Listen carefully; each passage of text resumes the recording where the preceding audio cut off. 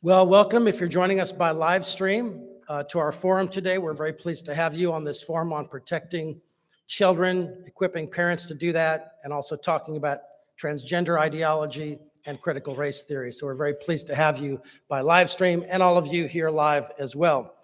My name is John Stemberger. I'm president of the Florida Family Policy Council. For the last 15 years, actually 16 years, we've been fighting for families in a variety of ways, in law and public policy, in the media, and in the culture. And so we're very pleased to partner with the Heritage Foundation, one of the most respected think tanks in the world, to put on this program for you today. So thank you for coming. This would be an appropriate time to tweet, to post on Instagram or Facebook. There's actually a live stream on our YouTube page. So if you just go to YouTube and type in Florida Family Policy Council or go to our website and go to the YouTube page there, you can post that live stream so that others can see it as well. We'll also have the presentation recorded and we'll push it out as well if you find this to be helpful. So before we start with our panel discussion, we have a very special guest that I want to introduce you to. She is a mother of 3 children. She's a licensed mental health counselor. She holds a master's degree in counseling from Florida State University. And January Littlejohn, January is her name, is also involved with a federal lawsuit involving the transgender issue. And I'm just going to invite her to share for 10 minutes what her story is. And I think that you'll find it quite helpful and interesting. So January, thank you for being with us today. Thank you. Good afternoon. I'd like to thank John with the Florida Family Policy Council for having me today. I'm here to tell you how gender ideology almost destroyed my family. I am a stay-at-home mom to 3 amazing children.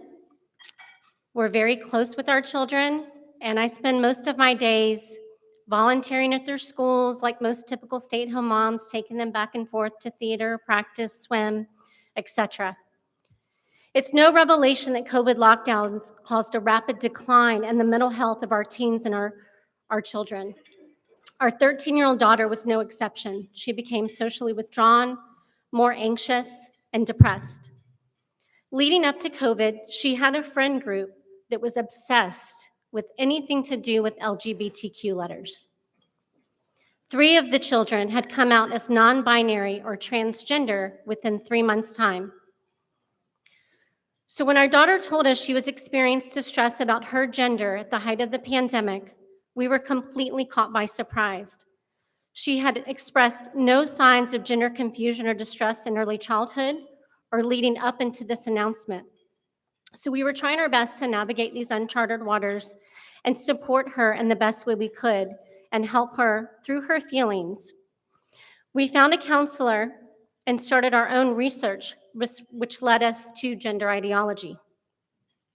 School started in September 2020, and I reached out to a teacher and told her the struggles our families had been dealing with. We let her know that we were not affirming our daughter's preferred name and pronouns at home, that we did not feel like this was in her best interest, that she was receiving mental health counseling to help her process what she was going through. I also told the teacher that I felt it was directly related to her friend group, that my daughter has ADHD, which puts her emotionally immature and behind her peers, and that while we weren't affirming her name at home, I didn't feel like we could stop her from adopting a nickname at school. I now know better. It turns out the teacher I shared my heart with was the LGBTQ advocate on campus.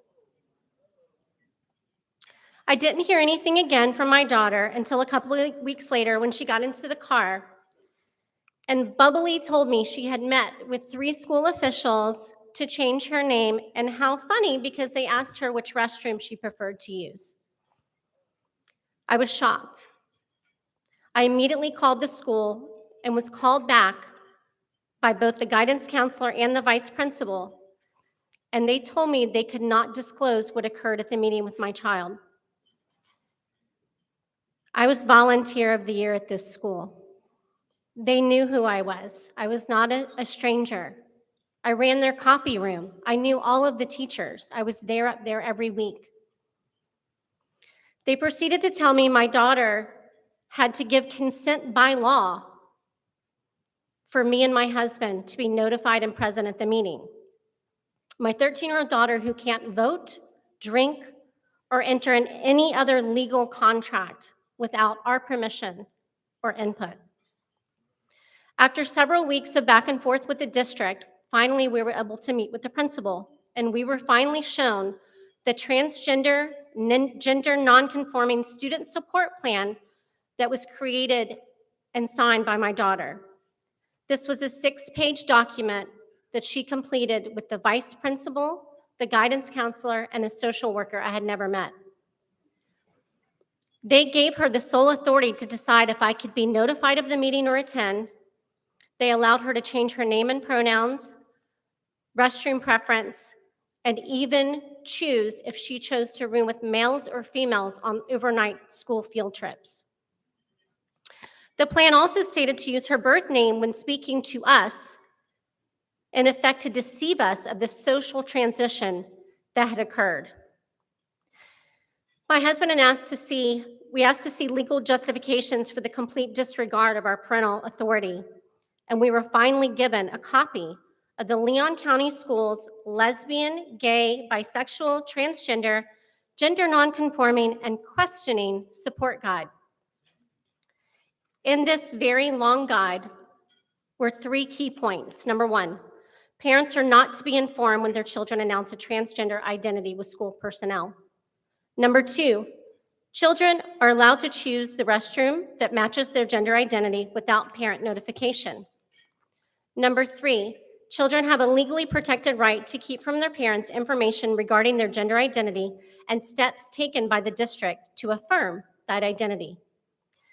Perhaps the most shocking was under a Q&A, and I will read. Question: a student has exhibited behavior in school leading administrators or teachers to believe the student is LGBTQ+. Should the parents or legal guardians be notified? Answer: no. Outing a student, especially to parents, can be very dangerous to the student's health and well-being. As many as 40% of homeless youth are LGBTQ+, many of whom have been rejected by their families for being LGBTQ. Outing students to their parents can literally make them homeless. Folks, this is a lie that is driving a very dangerous wedge between children and their parents. These guidelines also send the message to the child that parents are the enemy and that children need to be protected from their parents instead of by their parents. That their input and authority are no longer important. This created a huge conflict with our daughter and us. We were the only people in her lives not affirming this new, shiny, glittery identity that we thought would ultimately lead to her self-harm.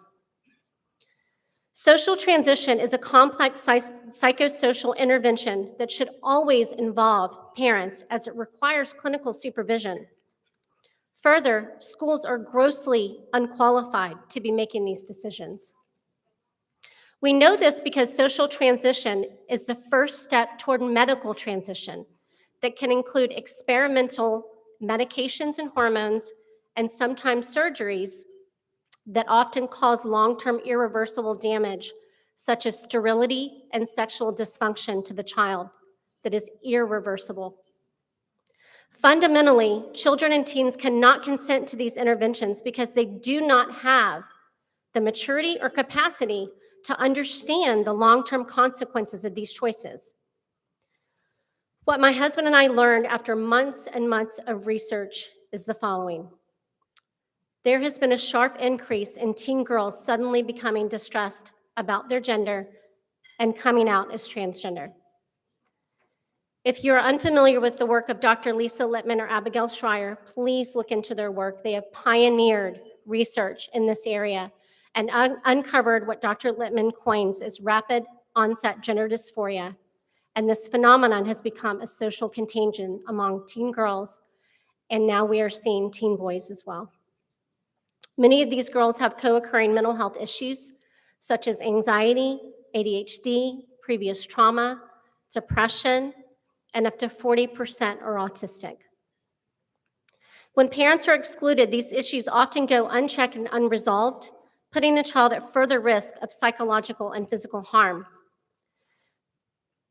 As with a lot of issues in our culture today, this has become extremely politicized. But I'm here to tell you, this issue impacts all types of families of every race, atheist, religions, everyone. This was also not an isolated incident in Leon County. I wish it had been. This is happening all over our state. I could list 12 counties in the state of Florida that have the same exact guidance, same wording, everything on their website today.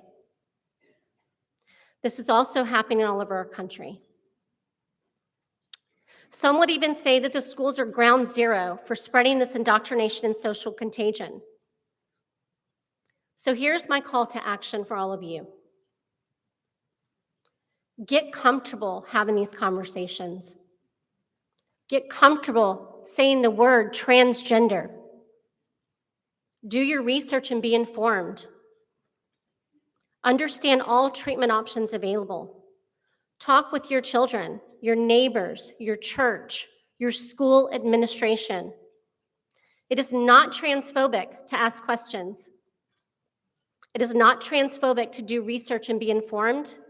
And it is certainly not transphobic to want to protect your child from an ideology that can have long-term devastating outcomes for your child and your family.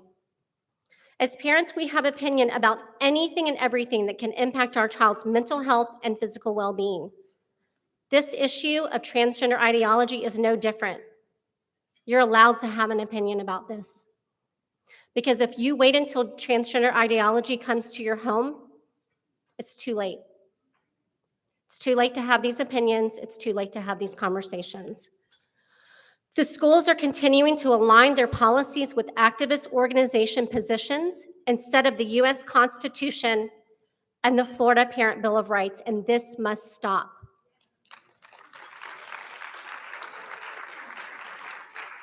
We must hold the schools accountable when they violate parental rights, and I truly believe that courage begets courage. Our lawsuit against the Leon County School Board is ultimately about protecting the rights of parents to raise their child without the interference of government officials. Parents know their children better than anyone else.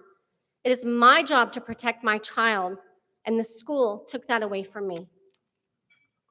The time to take back our parental authority in schools on every issue is now. Thank you.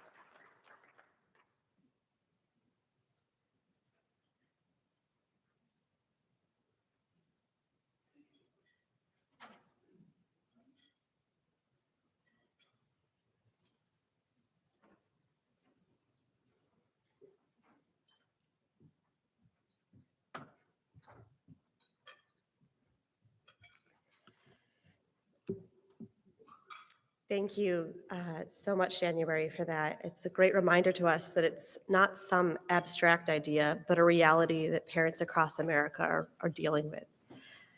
Federal, state, school district, and school policies really shape the environment in which families live, and parents have the foremost responsibility for raising their children. And there is no replacement for an involved parent in a child's life. So to help parents better understand the ideas of critical race theory and gender identity, how they are manifesting, and how parents can respond, I'm delighted to introduce our three panelists and our wonderful moderator. First, we will hear from Mike Gonzalez. He is a senior fellow at the Heritage Foundation, where he writes and speaks on critical race theory and identity politics. After Mike, we will hear from Jay Richards, also a senior fellow at the Heritage Foundation. Jay writes and speaks on life, marriage, religious liberty, and civil society, and he has a particular focus on gender identity in this moment. Bringing home the parent perspective, we have Keisha King, who is a Florida mother, passionate about raising her own children well and helping other families in her community as a Moms for Liberty spokesmom and an education advocate. After our speakers give their opening remarks, Bernadette Boyles, the president and general counsel of Child and Parental Rights Campaign, a graduate of Harvard University and Yale Law School, who has filed the lawsuit for Jeff and January Littlejohn against the Young County School Board, will moderate our conversation before we open up to Q&A with the general public.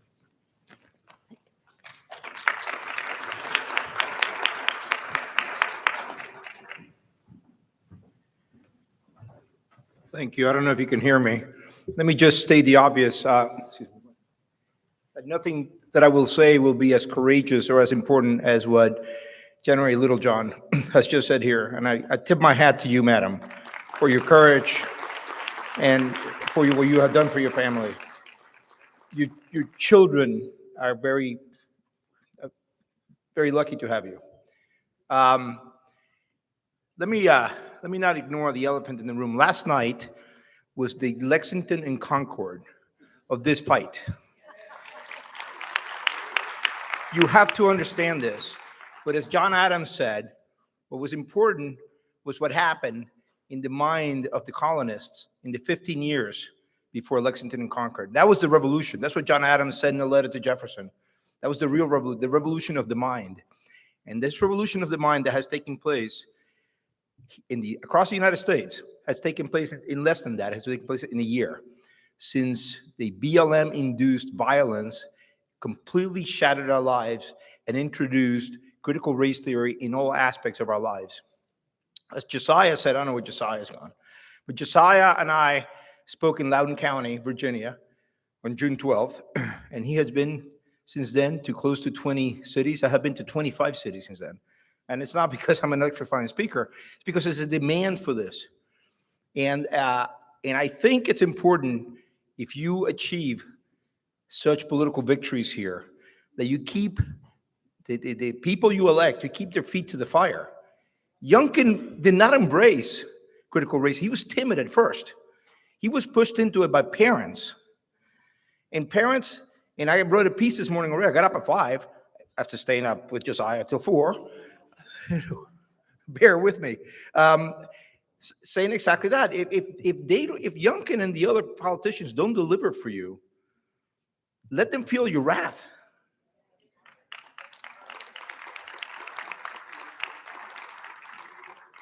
Now, policy-wise. Now let me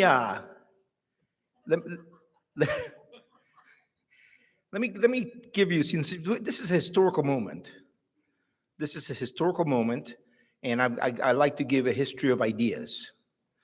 And in the short time that I have left, for 5 minutes or so, let me just tell you that critical race theory is indeed a Marxist discipline. And it's very, I can do this in 4 minutes, I think. It starts in 1923 when a bunch of European Marxists get together in Europe, and they don't know, they're flummoxed. What Marx and Engels had promised, which was constant revolution, the proletariat constantly overthrowing the bourgeoisie, the owners of capital, was not happening. It had only happened in one backward place. It was supposed to happen in industrialized societies. It would only happen in Russia. And what they thought was that the worker had become his own oppressor.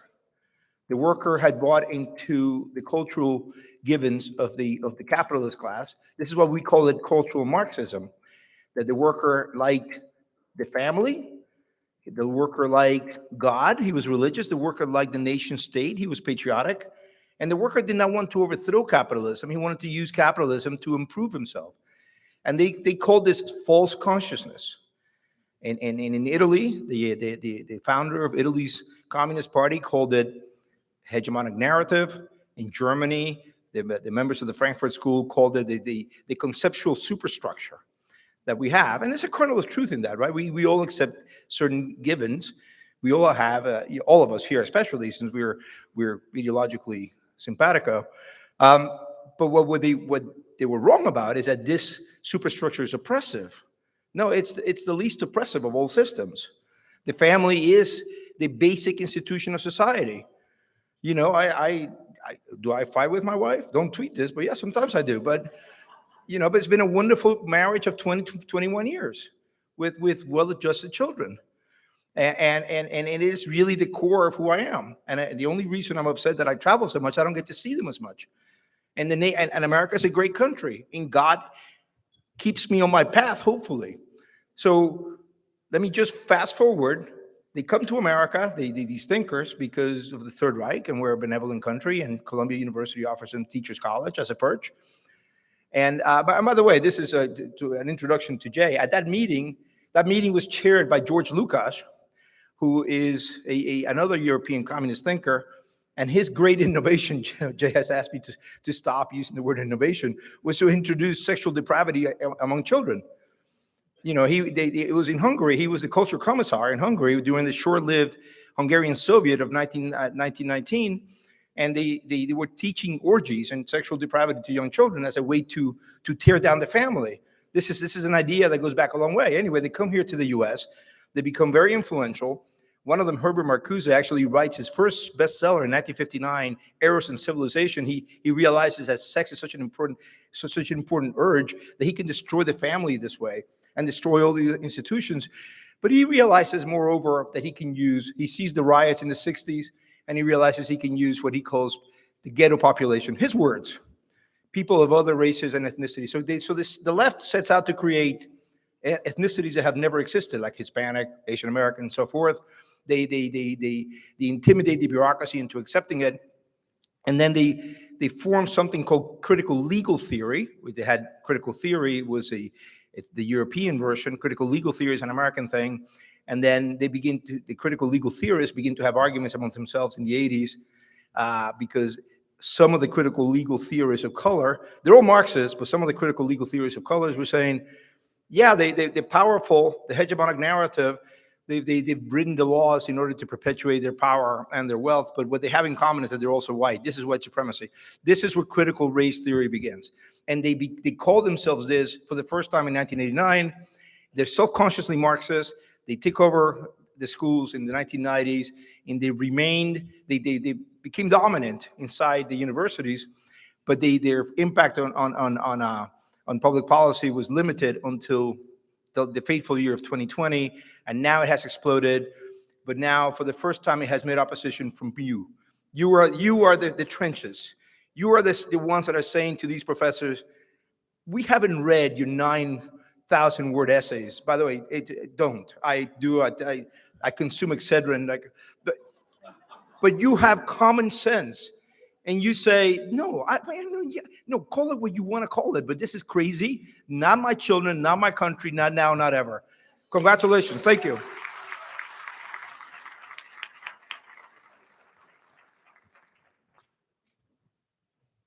Well, it's so great to be with you, and Mike and I have actually been here for several days talking about these things. And I must confess I'm a bit discombobulated, having heard January Littlejohn talking about these things. But she essentially articulated, she's a single example of the victims of this particular ideology.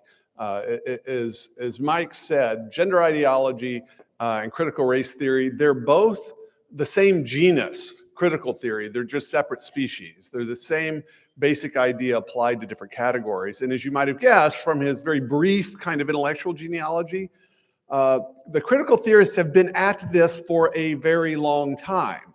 It may be that just in the last 12 months is the first time you had heard the term critical race theory, because it's now broken out into the open, in part because of people like Mike and Chris Rufo, and frankly, the lockdowns in which parents suddenly saw what their kids were being taught. But they've been at this for a very long time, and so they are way ahead of us. And they're way ahead of us when it comes to gender ideology as well.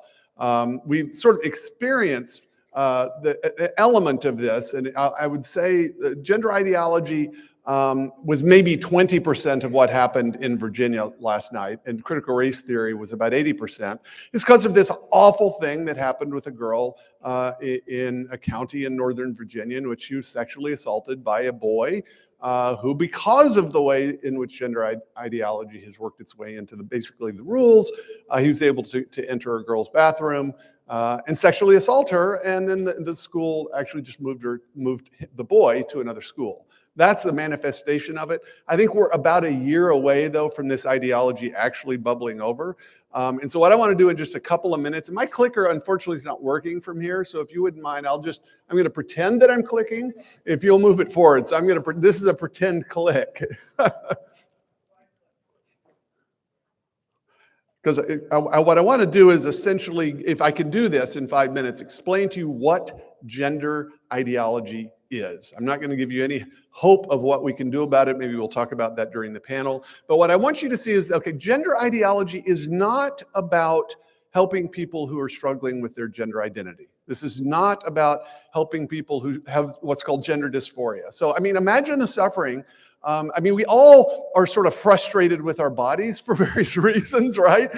We can all kind of associate with that. But imagine if you were actually uncomfortable with the fact that you're a man, and that it caused you great distress. That is an unbelievable form of suffering that I think we all absolutely have compassion about, and we want to know exactly what to do about that. That's not what this is about. This is about an ideology that is going to use that in the same way that critical race theory uses our concern about treating people of different ethnic groups equally. They use that concern for an ideology. Gender ideology is an ideology that's going to use the suffering of some people that have that problem to impose a very particular and bizarre ideology that's so bizarre, frankly, when I talk about this with legislators, they don't think it's true. I mean, that's how out there this is. But we know that it's an ideology because they're deeply committed to indoctrinating young children. If you look at the literature, as I said, they've been at this for years. So we already have books that are designed for kindergarten teachers to read to their students before kids can read, like these 3 books here. Who Are You? It Feels Good to Be Yourself. They, She, He, Me. Again, these are books that are intended to be read to students as preschoolers and as kindergartners. They've already won awards, and so there already had to be award organizations set up ahead of time so that the books could be published, and then they could win awards, and then school boards could adopt them and put them in libraries and have teachers using them. So how many years does it take to do that? Well, this has already happened. So this is how far ahead they are. So this is why you know it's an ideology. As January Littlejohn mentioned, there is this phenomenon called rapid onset gender dysphoria. And what this is, as she said, a social contagion in which what was once the suffering of a few people is now suddenly utterly suffused throughout Western culture and not just the United States. Let me give you 2 examples. There is a 4,400% increase in the testimonies of young female gender dysphoria in the last decade. 4,400%. One other statistic, in 2007, the year the iPhone was released, there was exactly 1 pediatric gender clinic in the United States of America. Today, there are over 100. All right, so that is how quickly this has happened, in which, depending on polls you see, what January Littlejohn is talking about is happening to thousands of people already. These are the frontline victims of this ideology. So what is it exactly? Well, it involves a few things, but the one thing, at the Heritage Foundation, we do policy research, and what that means for me is reading the bills that the Democrats are trying to get passed in Congress right now. And at the moment, say the reconciliation bill, 2,500 pages of depressing prose. So we read these things, so you don't have to. But if you try to do a word search for gender ideology, it's hard. The reason is because what they're doing is removing the word women and woman from federal legislation. So you have to figure out what's the substitute. It's things like lactating, postpartum, and pregnant individuals. So we can't use the word women. That's ultimately what this means. So frankly, I think not just social conservatives, but feminists should be outraged by this because it ultimately is about the erasure of women. So what's the ideology? Just boiled down to essentials. It's essentially this. It's taking the biological given of biological sex, that is mammalian biology as applied to human beings, that everyone for all time, in all times and places, is recognized as a truth. This isn't a Christian truth or a Muslim truth, right? It's just a manifest truth of reason from biology, and it's sex, male and female, and replacing it with a constantly changing, socially constructed category of gender. It's so far along that we don't even use the word sex anymore. We all use, without thinking about it, the word gender. That's a change. People didn't use that word that way 40 years ago. And so what does that mean exactly? Well, let me just show you how it's explained to your kindergartners. A few years ago, a guy trying to be helpful invented this thing, this picture called the genderbread person, which sort of articulates this. And so here's the idea, is that you think of a person not as male or female, boy or girl, man or woman, but you think of a person in terms of different aspects. So you think of them in terms of a person has an identity, which that's their gender identity. And in this portrayal, it's what's in your brain. What do you think of yourself as being? Male, female, both, neither, gender fluid. There's a lot of options here. And you notice if you look over on the right, it's on a spectrum. So it's not an either or, it's lots of possible things. Your attraction, that's sort of who you're attracted to romantically and sexually, right? So that's your sexual orientation. Your expression is what you do with your body. Do you present mainly as female or as male or as androgynous or some mix, metrosexual, whatever that is, right? That's how you manifest yourself. And then there's your sex. That's the biological category of sexuality. All right, now this you can sort of get what's happening here. This sort of makes sense. And so here's the bad news. This is way, way too conservative. And so the guy that invented this drawing very quickly got attacked for being regressive. Why? It's right here. He assumed that there's a thing called biological sex, that biology is real. That's a mistake. And that your brain might have something to do with it. And the brain's a physical thing, right?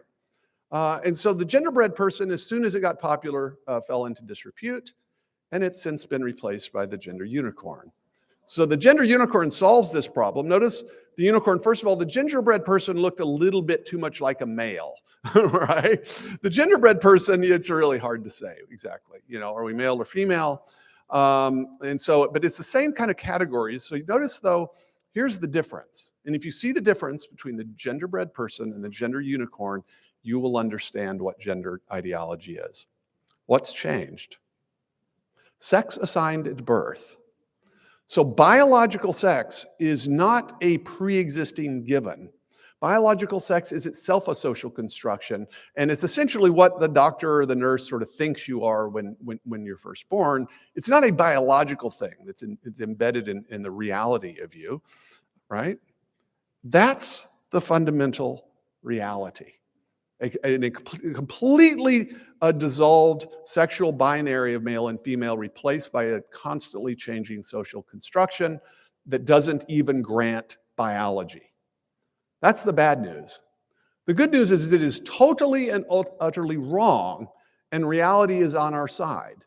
The question is whether we can move quickly enough and decisively enough to prevent the number of victims that will suffer if we are unable to do that.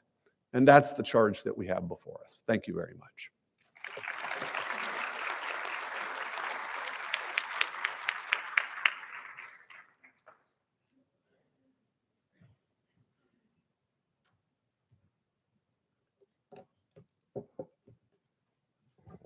I'm short, so. Thank you so much for having me, the Heritage Foundation, Florida Family Policy Council. It is an honor to speak with you as always. So just to give a brief backstory, after the 2016 election, I just started having some questions about things that I had always heard, particularly directed to the Black community. And so started doing some digging and found Dr. Thomas Sowell, blew my mind, just found all of this information, found facts, actually, and was just blown away by all of the things that I thought I knew that I did not know. Fast forward, I was sitting on my couch one day, and as a woman of faith, had been in prayer, and the Lord spoke to my heart and told me that my skin color had become an idol in my life. That transitioned my life, it changed my life, it transformed my life. I stopped seeing myself through being just a Black person and started seeing myself through my real and true identity in Christ. And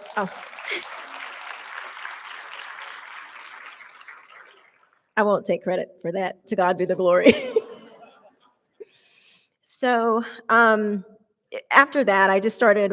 I'm kind of a nerd a little bit, I like to read. I have layers, So the nerd part of me, don't please nobody be offended. I started doing some digging on critical race theory because I follow this amazing minister Vodi Bakum, and Neil Shenby, and they were talking about. I was like, critical race theory. Gosh, this is interesting. This is in church, like.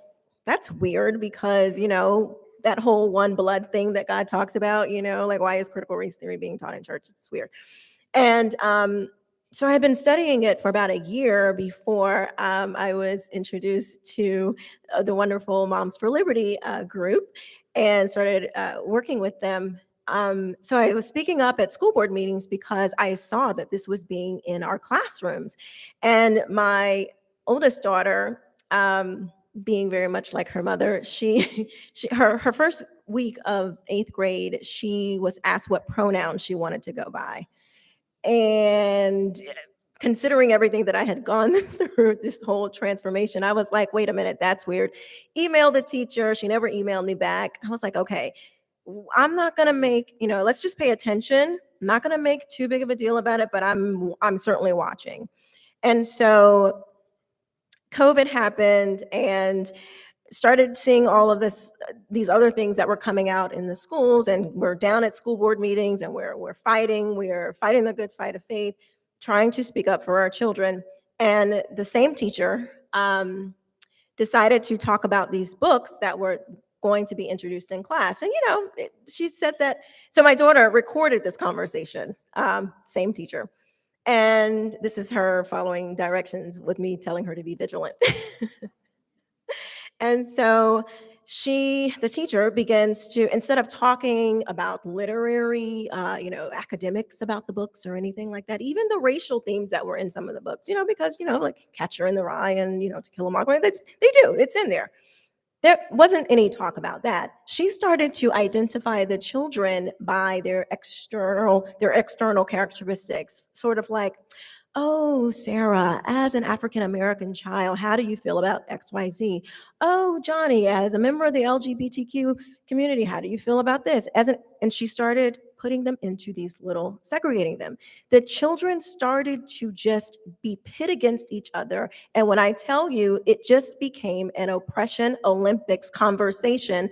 They just wanted to prove who was more oppressed. And which is a part of critical race theory, the intersectionality part by Kimberly Crenshaw, that says, the more identity groups that you can put upon yourself, the more oppressed you are. And so after that, realizing that critical race theory was in full on effect in Duval County, which is where I live, Jacksonville, Florida, I was even more outraged and began speaking up at the Board of Education meeting, that's where the governor retweeted my speech and all that stuff happened. It is to have people tell you that you're crazy as a parent and you don't know that critical race theory is being taught and that this is just a boogeyman, and it's not, I always tell people, we're not saying as parents that we think that kindergartners are having Richard Delgado's critical race theory book in front of them and they're like literally reading from the legal theory study from the college level classes. We know that that's not happening. But what they are getting is a dumbed down version of critical race theory. So I find it highly insulting that they are trying to make us believe that we're crazy and that we are not looking at this curriculum and seeing what's happening. My heart goes out to January and everything that your daughter went through, because in Duval County too, we have an LGBTQ plus support guide that literally says if your 5-year-old can be transitioning, and they will not tell you if the child does not want you to know. This is real. This is in full effect. I found documents as far back as 2011 where there's critical race theory and there is LGBTQ plus support things of that nature. Do not let anyone try to silence you as parents. This is your God-given right to be stewards over, good stewards over our children. And I will not be silent. So when the Department of Justice said that they wanted to send the FBI after us and call us domestic terrorists, I'm like, well, okay, bring them on. And as a matter of fact, I said, not only will we not be silenced, but I said, you know what? Let's have a mass exodus from the school board, from the public school system, not to just leave the public school system as it is, but to force them to pay attention to parents, because when we pull our kids, guess what they're going to do? That money goes with them and they no longer have the budgets. And then we can, when we put the pressure, continue to put the pressure on the public school systems, they will hear us. So I am delighted to be with you today and to continue to talk about these situations and issues that are affecting our children. This is not a time to stop fighting. Let's not get comfortable with our win in Virginia and all over this country that we had, even in Texas.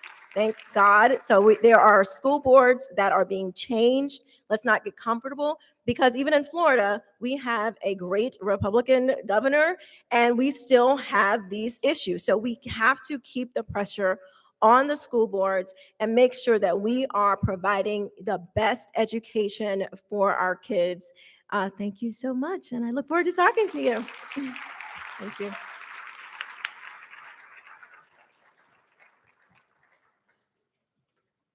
Well, good evening. I'm Bernadette Broyles, and it is my distinct pleasure to be able to moderate this distinguished panel this afternoon. I'll make sure we get all set. I do have to get in my chops here before I get started. After all, I am a lawyer.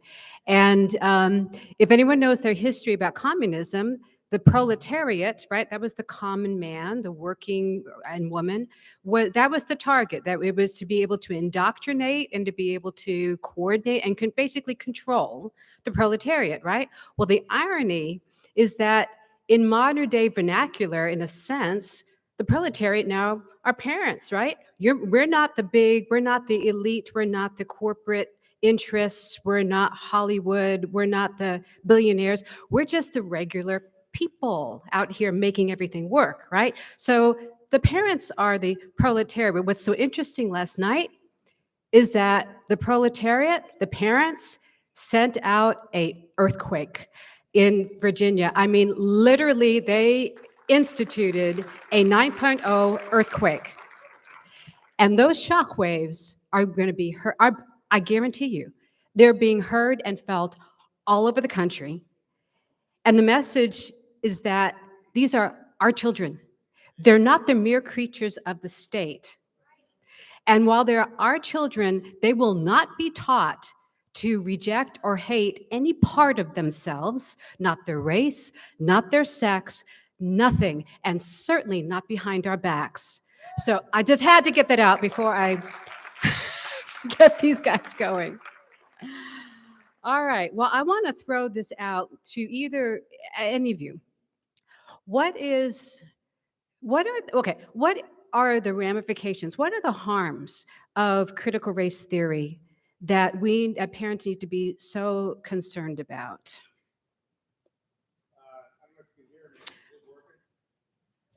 Shout. And somebody.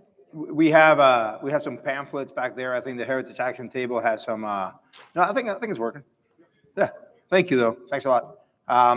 In which I and a team of others have put together 5 or 6, I think 5 main tenets of critical race theory that you can know that it is critical race theory, and if the principal is gaslighting you, or the school superintendent is gaslighting you, or HR is gaslighting you, saying, "Oh no, there's no critical race theory here," you can actually say, "Well, you're saying I can't tell you what they are now, but you can say, well, you're saying these things. These are all classic critical race theory. This is all in the writings of all the scholars of critical race theory." But at the end of the day, I think the bottom line issue is you can say to them, if they keep arguing with you, just say, well, I don't care what you call it. Call it Christmas Day. It is ugly. It is illegal. It violates the Constitution. It violates the Civil Rights Act. And you're not going to do it to my child. You're not going to do it to my grandchild. You're not going to do it to me. Stand your ground. Stand your ground. This is where I'm a conservative. I'm a 61-year-old guy from Washington. That means I'm used to losing. I have lost for decades. We're winning this. We're winning this debate. Not just because I was saying this before Virginia. We have framed the issue. The left can't believe we're winning because they're so used to winning themselves. And very quickly, what they are is racism is systemic, not an individual sin. That is, they have destroyed the word racism. The word racism should be an ugly, important word that means something to me. Now it's like pushing on a string. Because they call everything racist. Nothing is racist now. Well, great going, guys. Way to go, liberals. You've destroyed a word that should actually be important. The other one is white supremacy. They believe this idea that the whole superstructure is white supremacy. It isn't. It isn't. Okay, but they are racist in America, but we no longer have racism in the law. Thank God. Now they want to bring it back, actually. They want to bring it back now, and this is what we have to fight against. This idea of white privilege. I found myself having dinner about 2 months ago in my travels in a town in Iowa, a very pretty town, all white. The waitress said to me, yeah, it's like 90% meth. They're not going to kill you, but they will rob you. I don't think these people that are all on meth in the middle of Iowa have a lot of privilege. And the other one, and the most important one, I'll stop here, is this idea that equity replaces equality. Equity used to be a fine word, used to mean the same thing as equality. Now it means that the government must treat people unequally because of the category that person has been put in. Okay? That is disgusting, ugly. It should have no role in our society. Government should be colorblind. We have tried color consciousness. It was no good. Color conscious policy was no good. Thank God we got rid of it when LBJ signed the Civil Rights Act on July 2nd, 1964. We should never go back to those bad days. Sorry, long answer, but That's okay. Anyone else want to chime in on that? I would. Can you guys, is this thing on? Okay. So I find it very dangerous because it puts the kids into basically two camps, oppressor and oppressed. And we know, if you read, I don't know, this is probably like Psychology 101. If you tell a child anything, especially if it's negative, something over and over and over and over again, they are going to believe it, and they will internalize that.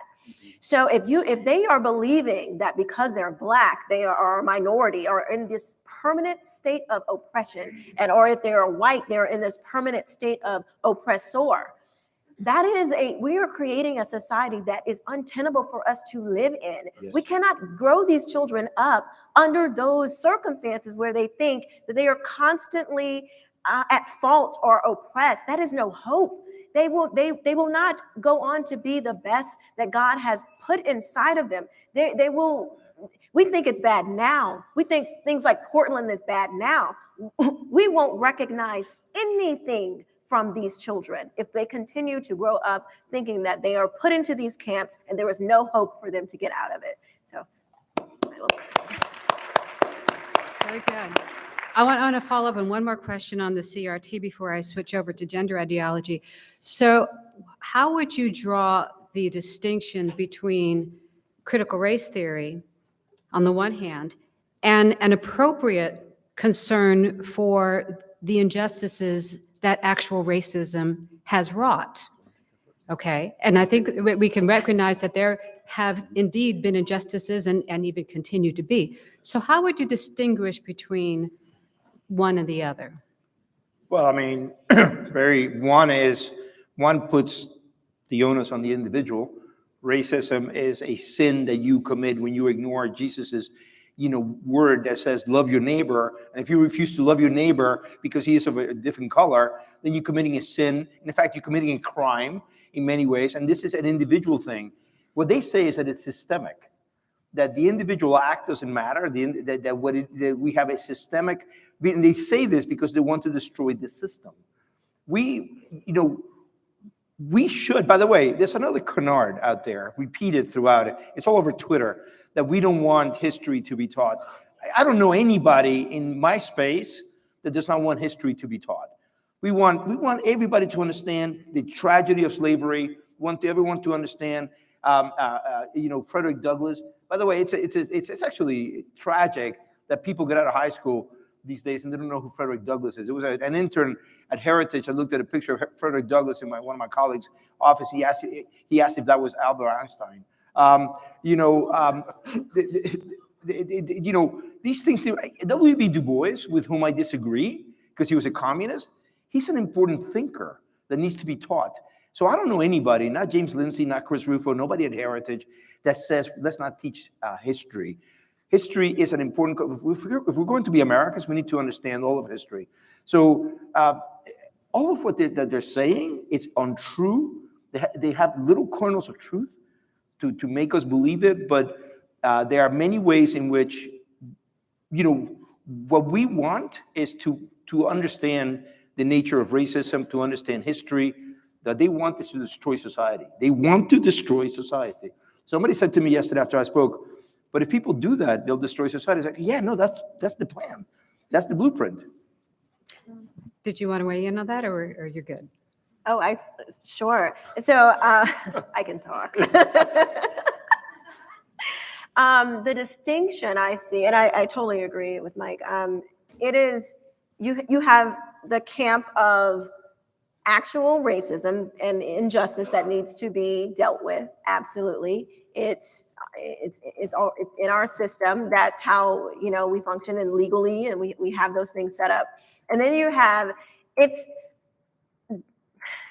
they're trying to make critical race theory as if it is our actual system. They're trying to say, no, it is the system in which we live in. It's like, no, we have laws that actually prosecute, and there is a legal way to deal with those things. They're trying to, with these crazy definitions and crazy redefining of America, they're trying to say, no, your legal system is not really like that. It is actually set up for, one of the tenets of critical race theory is that there is no righteous actions by white folks. It's just everything they do, even if they died trying to abolish slavery, that's just because they wanted to uplift white supremacy and racism. Don't you know that?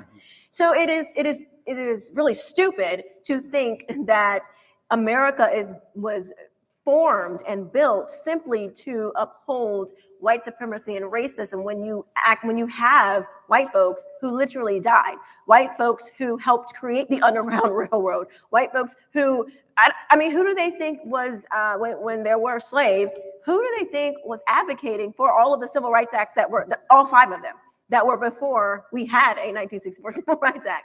There were white folks who were against this from the very beginning. So the idea, and like Mike said, it is to tear down the system, to redefine it, just like they want to do in the transgender ideology. They want to redefine what America is and what they want it to be, which is a total lie. So the distinction is, one is a lie and one is the truth.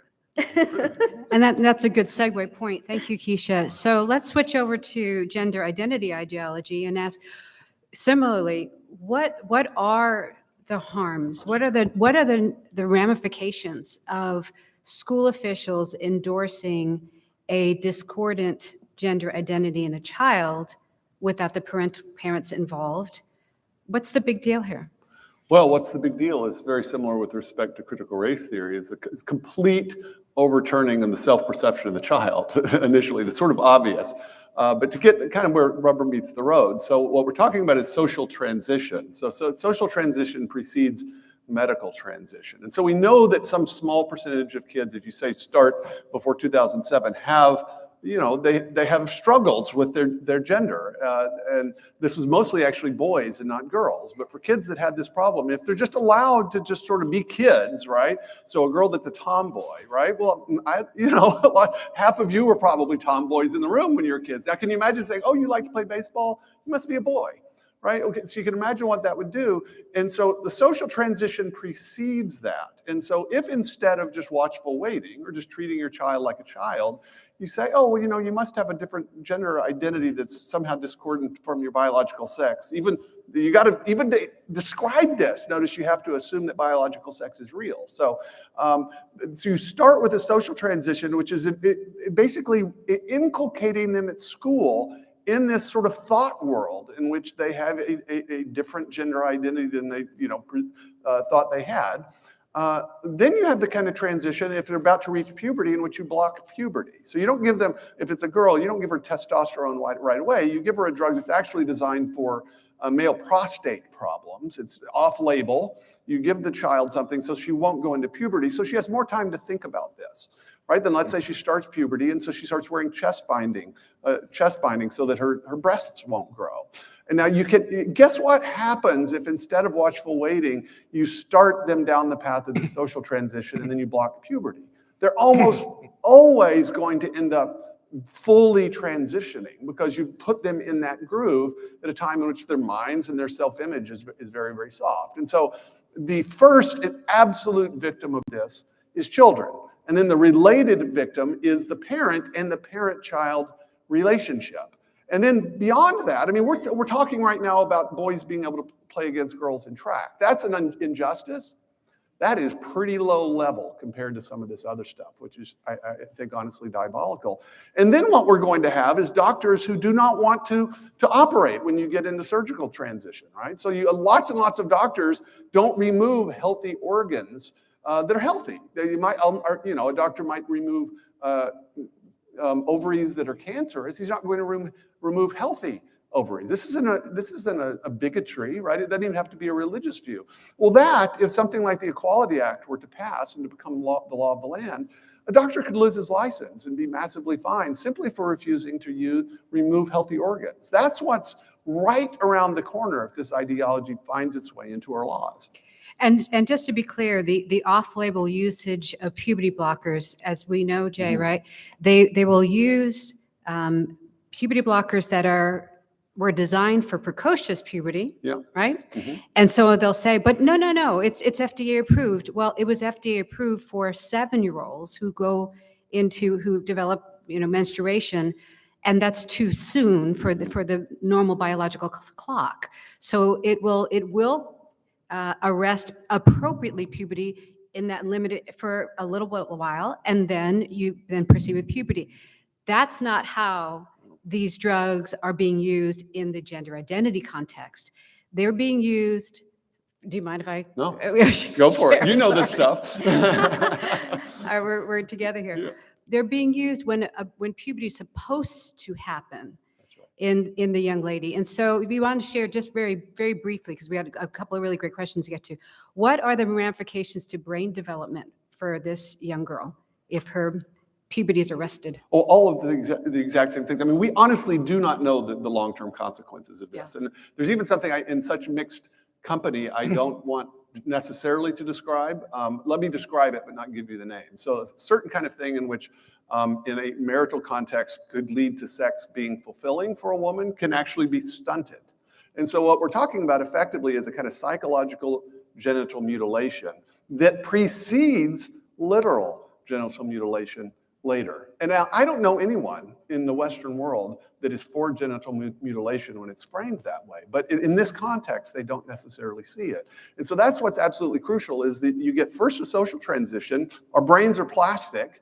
And so we get to reprogram what we think about ourselves based upon our social surroundings. Then the transition is furthered by the arresting of natural puberty, right? And then actual sort of external transformation of the body to conform to this ideological conception. And so don't think of the brain as this sort of fixed thing. The brain, this thing called neuroplasticity, means that your social setting and the hormones that come into your body, those actually shape the final adult state of your brain. All right.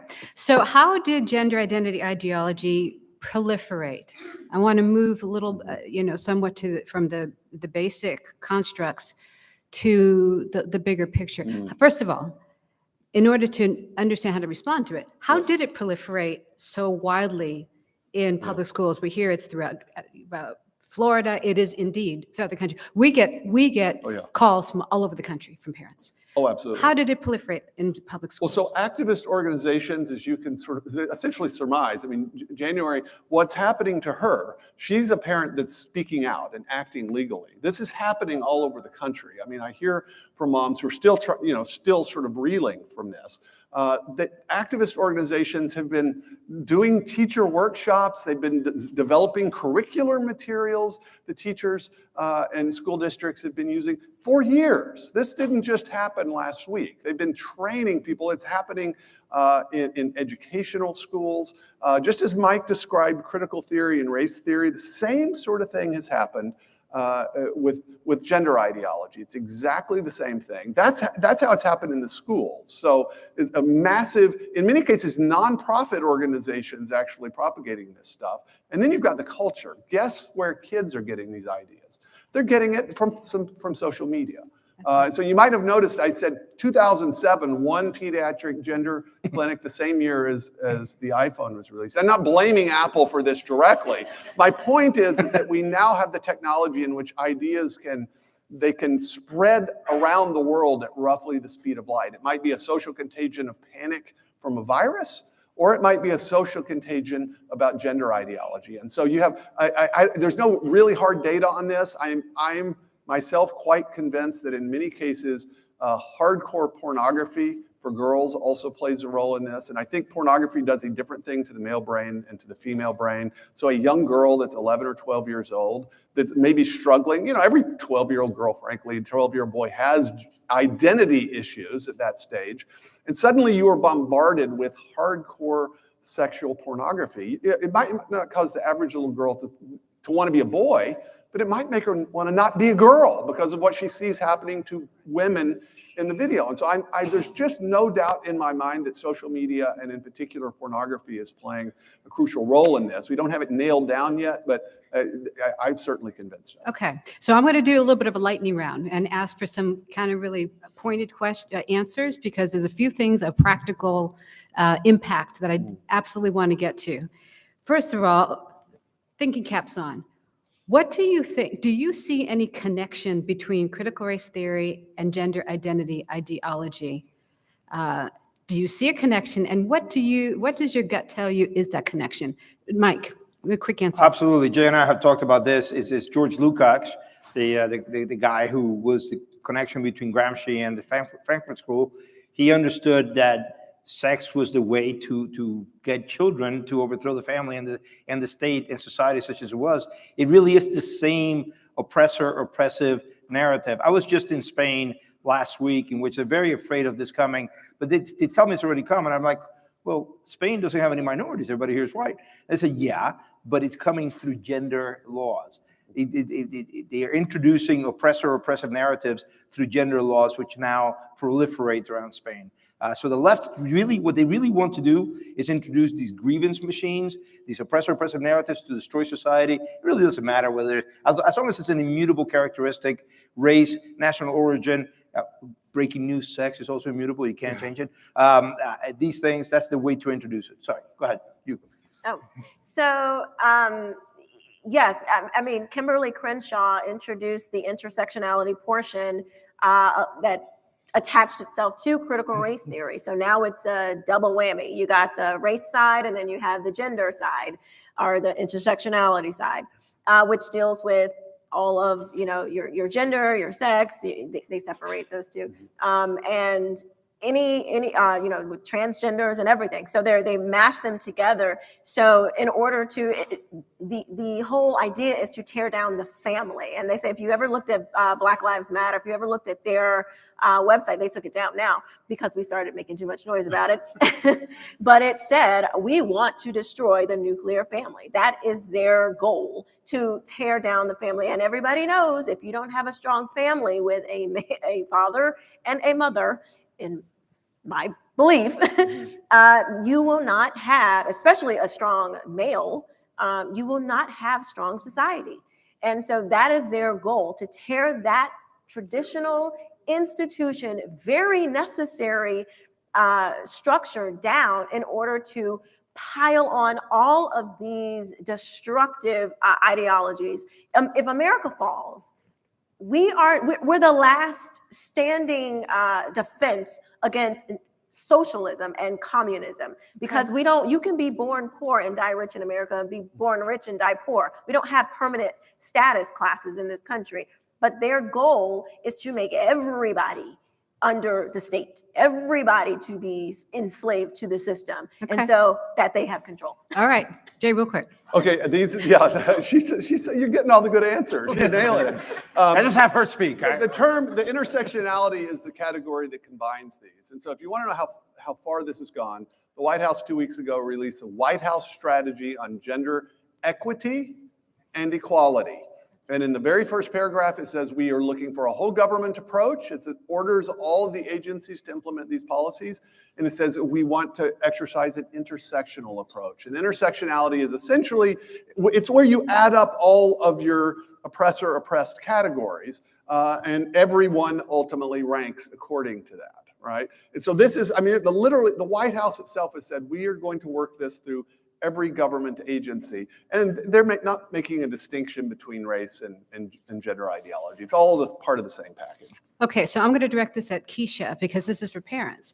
How should parents go about finding out if critical race theory or gender identity ideology is metastasizing underneath the surface in their school, being pushed to their kids in their school? momsforliberty.org. No, seriously, because there's so many chapters. I mean, this is what our committees do. We go in and we get together and we dissect the books. We start looking at the curriculum. And then when there's a school board meeting, we are down there with papers in hand. Look, this right here, where we have the evidence in hand, we're showing them, we're writing emails to show them. Don't try to tell me that I don't know what I'm talking about because you had a workshop on this date at this time, and this is what was talked about. And we also have teachers, partner up with some of these teachers, because it was a teacher that slid me on the low the LGBTQ plus support guide that our superintendent is not too happy about, which she took down because I had it up on Fox and saying that this is what was being taught. So parents can go to, seriously, momsforliberty.org is a great resource. Get in, find your chapter, and get on, find a chapter or start a chapter, and start help getting parents together to help comb through this curriculum. Okay, so I'm not sure who I'm going to direct this at, but whoever seems to this bubbles up. What needs to happen in the mind, maybe this is Jay, of parents to take back their authority to raise their children? Something, I feel like we've been like a frog in the water, and somehow we've been allowed to just kind of go with the flow of allowing the authority to be taken from our hands little by little. So what needs to happen in the minds of parents to take back their authority to raise their children, even if they are doing so in the public schools? Two things. One, this is happening. Do not tell yourself it's fine because my school's principal is a Christian. Do not say that to yourself. Your governor can be a good, solid Republican, and it's still happening in your schools. It's happening absolutely everywhere. So don't tell. We've been telling ourselves these lies for too long while they recruit our children. You want your children not to be quarantined. They're going to get exposed to ideas, but you don't want them overexposed. You want them properly inoculated, right? So that they really understand these ideas, which means you've got to learn something about what's going on and actually teach them yourself so they're inoculated against it. So it's happening, but the good news is that we can actually do something about it. We are absolutely convinced that the left is so far out over its skis on this, that this is a huge loser politically when parents realize what's happening. What happened in in Virginia last night is just the first example of what's going to happen once we wake up. So it is happening, but if we all work together, we can reverse it. All right, I'd like to take the last, maybe 10 or 11 minutes to maybe allow all three of you to weigh in on this. Speak to me, is it really just parents on the right? Is it really just conservatives? I know that two of you gentlemen, Jay and Mike, you're both from the Heritage Foundation. Excellent conservative organization. We're very thankful for them. But is it only parents that are conservative who are concerned about this? Are we hearing from our parents on the left or independents concerned about this as well? That's a rhetorical question. It is a Because rhetorical question. it is very much rhetorical, because that is the truth, isn't it? Yeah. So, Mike, and I'm going to ask all three of you, speak to me like speak to us, speak to the parents who maybe aren't quite so comfortable with Heritage Foundation. That's not their cup of tea. That's not where they land politically, maybe on the political left or independent, but yet they love their children, and they'll be damned before they let their kids be taken down this road, certainly behind their backs. Speak to parents of different backgrounds, if you don't mind, about this issue you care about. So very quickly, because I want to address your first question, this is a coalition of everybody. FAIR, the Foundation Against Intolerance and Racism, it brings together people mostly from the left. Steven Pinker and I don't agree on much, and yet we agree on this. Barry Wise is a liberal woman. She completely gets it. She agrees with me. Andrew Sullivan. This is liberals who love liberty are against this. And the way I would say it is, look, if you if you believe in Enlightenment values being using reason, believing that reason is really what separates us from the beast, that it is ugly, by the way, immensely ugly and false to say that reason is only for the white race. You know, this used to be something that it would have made the grand dragon of the KKK blush just 20 years ago. Now it's being said by teachers and people whose salaries we pay through our taxes. So you say to them, no, we are the ones that are holding the line against racism. We are the ones who are saying Jim Crow did not work. The era of Plessy versus Ferguson did not work. That guy with a lunch counter in Alabama who wanted to sell a sandwich to a black couple was not allowed to sell it. It was illegal for him to sell it. They want to go back to that.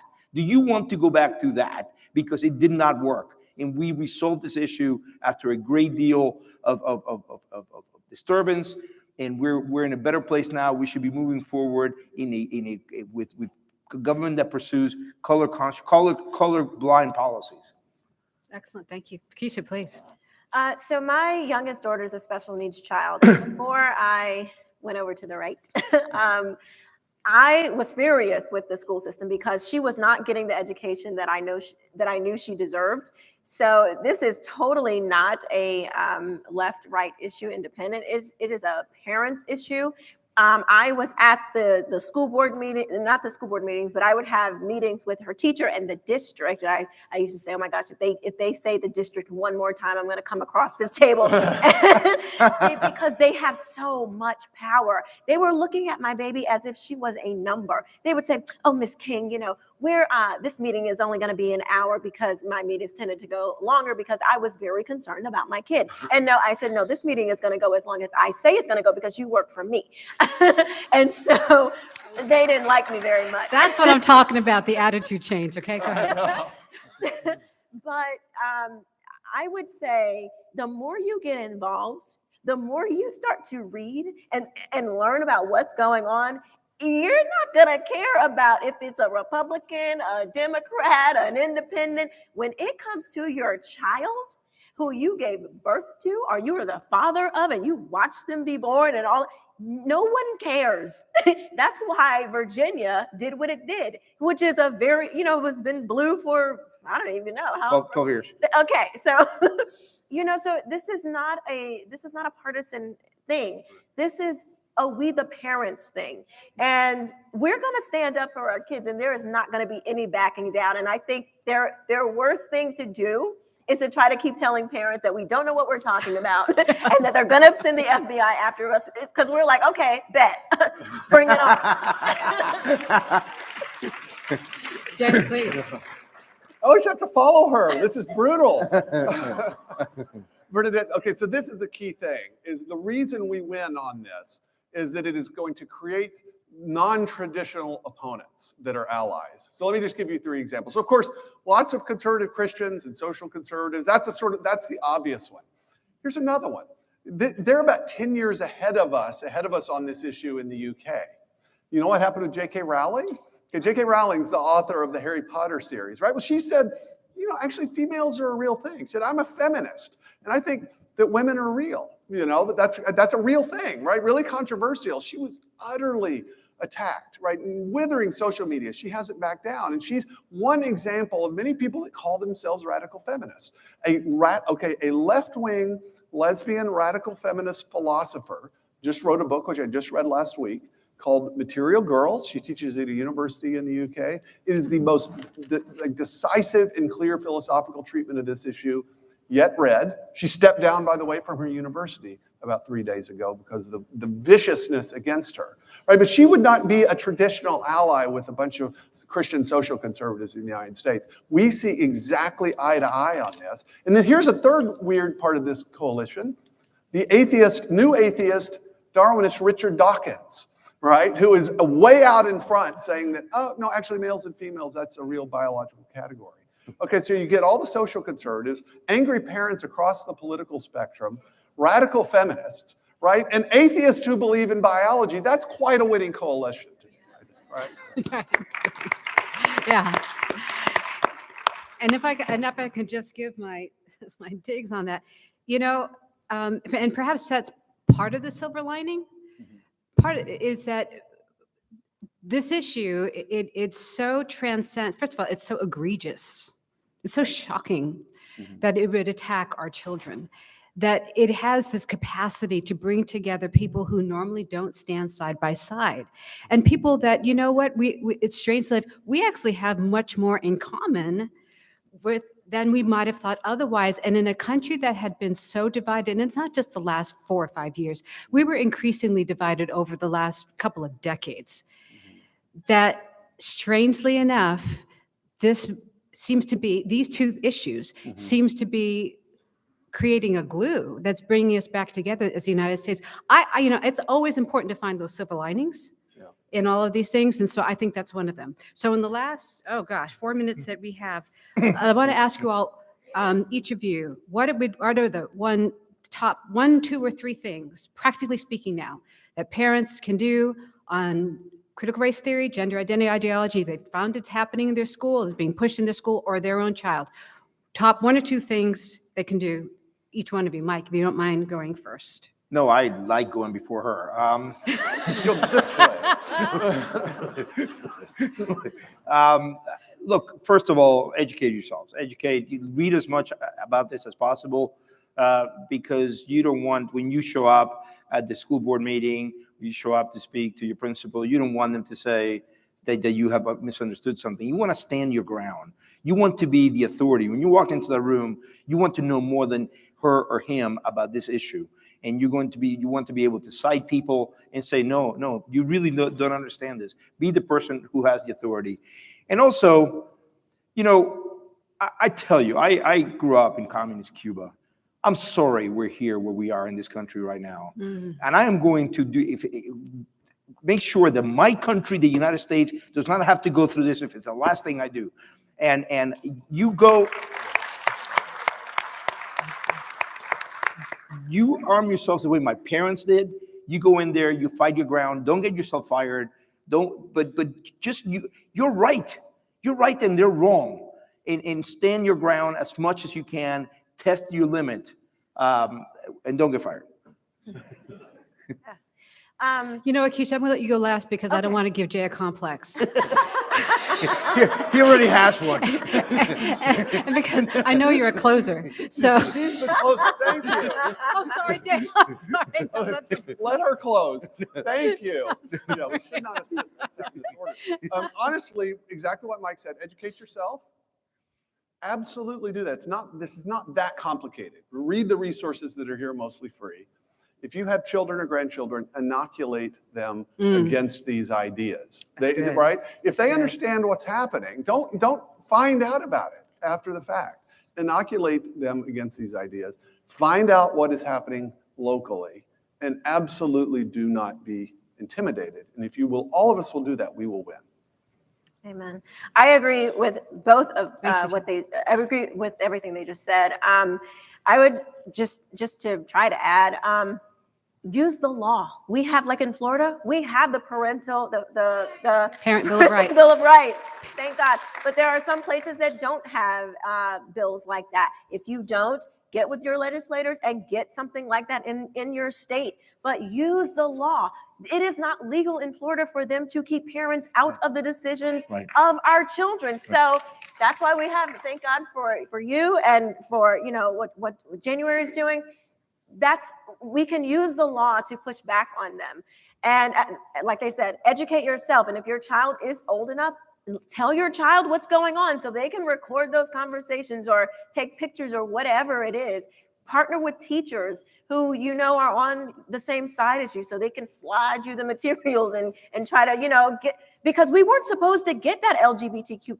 We weren't supposed to get that. That was a blessing that a teacher happened to give to us. So, you know, everything that they educate yourself, educate your children if they're old enough to understand and be able to push back for themselves and have a voice, and also use the law to push back on them. Wonderful, excellent. So we're out of time. I have to say, Jay said an extraordinary thing: inoculate your children. That bears repeating. Prepare your own children to be able to defend themselves. So I want to tell you real quickly about a resource that we have.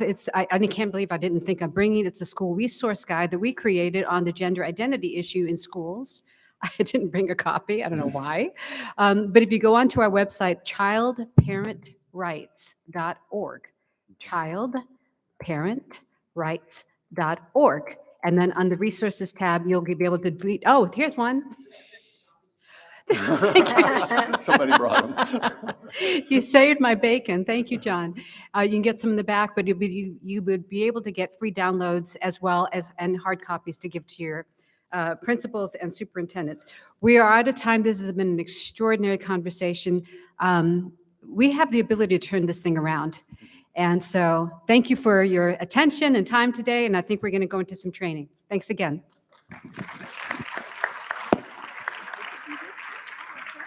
You guys too. Oh, yes.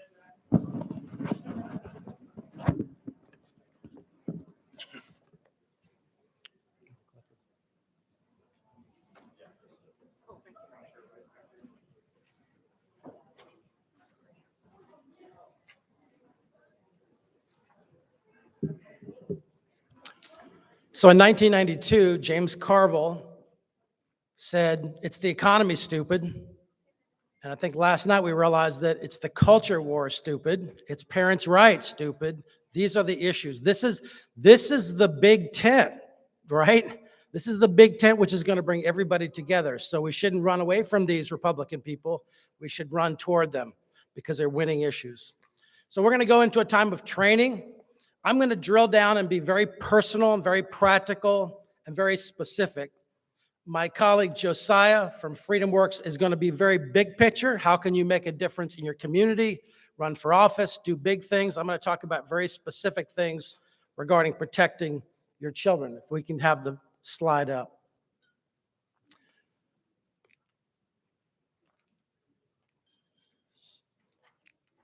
So normally when we hear the words child protection, it's in the context of a summer camp or a scouting or a Sunday school or something where we're physically trying to protect the child from sexual abuse, from inappropriate touching, from something of that nature, right? And so that's a very important thing. However, today we not only need to be concerned about the child's physically being violated, but we also must worry about the child's heart and mind, because that's where the battle is today. There's an attack upon the heart and mind of our children. Melissa, can you bring me a cup of water? So, and we know what the attacks are coming from. They're coming from almost every institution of society, without exception. And so this is why we're here to discuss these issues. Now, if you were to ask me, where is the major problem coming from? There's really two funnels. Number one is public schools. And number two is Hollywood. And I mean that in the broadest of sense. These are the two institutions that are polluting, defiling, that are pushing out lies, that are really radicalizing the other institutions of society, as well as our children. And so it's important that we think strategically when we think about where the problem is and where the solution is. Now, there are public schools, I know them in North Florida, that are amazing schools. They're conservative people, they believe in common sense stuff, they're not radicalized, but that's the exception. The rule is that the vast majority of public schools, not only in Florida, but in America, have been radicalized and are promoting a lot of this. And we're very grateful for our conservative legislature, our conservative governor, and our common sense Commissioner of Education, Richard Corcoran, who is trying to push back on a lot of this nonsense in Florida. Now, the problem that I had, and that many of us had, is we romanticize our days in public schools, right? I think about it, and it was so wonderful, and, you know, whatever, I'm 70s, and it was kind of bad, but it wasn't really bad, and I loved it. And so we think that's the way it is now. And what you have to understand is this is not your father's Oldsmobile, okay? That's very important. This is not your father's Oldsmobile. The situation is far worse than you could ever imagine, and so you can't assume kind of romantically and subconsciously with assumption that, well, I came out okay, you know, so therefore my child will be okay in public schools. So if you put your child in public school, and frankly, whether it's private school, public school, or homeschool, it is your job as the parent, not the homeschool co-op, not the pastor, not the principal, not the, it's your job to regulate what that child is learning, okay? To monitor, to inoculate, and to oversee the education and training of your child. And this is a principle that's as old as the Old Testament. But remember, this is not your father's Oldsmobile. If you're going to put your child in public school, you must be diligent. Now, so I'm going to assume you have a child in public school. There are 4 relationships, I think, that are very important that you have to monitor. The first is your relationship with your own child, right? That's the most obvious one. Secondly is your child's teacher. Third, your child's principal. And then finally, the school board or the superintendent. And Josiah is going to get into some more of these big picture issues, but the first 3 are very important. So the best advice on a lot of this in terms of protecting your children is just really good parenting advice. And so it's not rocket scientist. So my son, I have 2 sons. One of them, you ask him how he's doing, and he will give you the depths of the recesses of every ounce of emotion that he has. The other son will tell you literally nothing. He will stare at you with a blank slate and literally say nothing. He won't respond.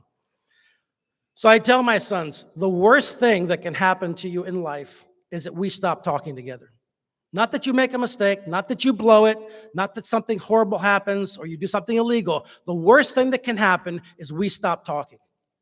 So this is the most important thing, is to keep the lines of communication open, right? Get educated, first of all. You're doing that. You're here today. You're being educated. I'm going to show you some more resources online as well as the resources we have here. Keep lines of communication open, okay? You have to be able to do that. So you have to, the line between judgment and discernment and accountability has to be increased. The older the child is, you have to give them more liberty, let them make mistakes, treat them more like an adult. Never let your guard down, okay? Don't assume anything. Don't assume anything about what's going on in the classroom. You have to always be on guard. Just because you visited with the teacher and she said, oh, there's no LGBT stuff in here, that doesn't mean anything. You have to be on guard at all times. Listen and ask questions. Listen and ask questions. And I'm going to jump to the bottom one. What I call is, please watch for the holy moment. The holy moment is this. When your child says this, Mom, Dad, I have a question. That is the moment you say, okay, now I'm not trying to give it to him. He's asking, he's wide open, okay? So these are moments that are very important, and we must steward them. And if we're busy or whatever it is, we can't just blow them off. Even what is the definition of this word? It's an opportunity for you to transmit your values intentionally to your young person, right? To your child, and it's very important. Check out textbooks, right? On especially social sciences textbooks and sex education. Now, 2 websites I want you to look down. First is ours, flfamily.org. This is the first website that's important. And so we have 3 resources there. Some of them have been talked about. They're on there with PDF. I do have 50 copies of the one that Bernadette mentioned that's specifically designed for educators and how to deal with it in the context of a school, mainly public school, but it could be a private school as well. The other two documents, which are PDF, are for parents to understand how to deal with the issue on a more personal level. Now, so we talked about your child. You need to get to know your child's teacher. So how can you do that? Well, the first day of school, introduce yourself, make sure they understand who you are, that you're interested. Look for special parent-student activities, field trips. Make a special visit, make an independent visit other than the first day of school to introduce yourself and start asking some specific questions. Is there anything in the curriculum that you're teaching that touches on critical race theory or the 1619 Project or transgenderism? Straight out, ask them. Ask about, this is where stuff comes in. Ask about collateral materials, okay? So the way it works in Florida is that the legislature approves 50%, a group of books, and the school boards have to choose 50% of their books have to come from this approved list. The other 50% does not. So this is where moms groups can go and they can actually monitor. There's committees, sometimes they're quiet, but you can find out what's going on and have input. But the collateral materials are the stuff that's the bad stuff, because it's the copies of materials that they hand out that are very easy to read, that have a lot of this nonsense in there. I'm right now working with a public school teacher here in Central Florida, and for many, many years, she's been handing out the founding documents of this country: the Constitution, the Declaration, the Magna Carta, Paul Revere's speech, and several others. This year, the box was confiscated, and this is something she's doing on her own. And these documents are actually part of the curriculum. You're supposed to be teaching these, right? And so she was told, you are not to pass these out. You are forbidden to pass these out in your class. And she's been waiting for approval for weeks and weeks and weeks now. Of course, LGBT materials collateral, those get approved in days. But the founding documents of our country are taking almost 5 weeks now. You're going to hear more about this because the school's either going to respond to my letter or they're going to be on Tucker Carlson real soon here. It's pretty outrageous, actually. But watch for the collateral materials, because these are the materials that the teachers hand out that are not a part of the official curriculum, but they sneak stuff in, and it's actually more likely to be read than a giant, thick textbook anyway. And then finally, get to know your school principal. Again, schedule a special visit, maybe when you're seeing the teacher as well. Let them know, hey, I'm here, I'm interested, I want to be engaged, right? Assess the level of hostility or friendliness, right, to parental involvement. Assess the level of hostility or friendliness to your values, right? Try to determine whether they're lying to you or not, right? That's always a fun thing to do. And you can ask about PTA or other similar opportunities where you can be more engaged. Now, not every parent can do all of this, but you have to do something. You have to do something. And then finally, school board members. And this is where Moms for Liberty can be really effective. Find a chapter in your area. If you don't have a chapter, contact the state organization, the national organization, and create one, right? It's just like-minded parents in your neighborhood, in your church, in your community that can get together, because it's always better when you do this together than standing alone. But assign someone to monitor school boards. And we have been doing this around the state. So we have the Family Research Council in Washington, D.C. We have 42 state-based policy councils. And in Florida, what we're doing is we're creating county-based groups that are monitoring local governments. We have one in Jacksonville, one in Miami, and so we're trying to do this more and more. But you can monitor in person is always better, but a lot of these meetings, most of them are now online, so you can actually monitor what's going on and watch for the agenda. Now, let's say that you've done all of this, you realize these guys are hostile, they're pumping garbage into my child's head, I'm fed up with this, I gotta get out of here. And the big question is, right, this is, how many remember this, the clash, the big dilemma, should I stay or should I go? And this is the dilemma with all the institutions of society, right? Somebody way back in history had should I reform or should I retreat, right? So this is the dilemma. Do I try to stay and help the public school and make it better, or do I just take my kid out of it? Well, let's talk about exit ramps. The exit ramps are obvious, but I'm going to show you a resource that's already been talked about that is a remark. There is millions of dollars to help you exit, and people don't even know about it. Number one, you can switch public schools, and I'm going to show you how to do that. Number two, you can go into a charter school, which are also public schools. They're normally specialized in the arts or some specific thing, law magnet programs, things of that nature. There's some classical charter schools that are being planted around the state as well.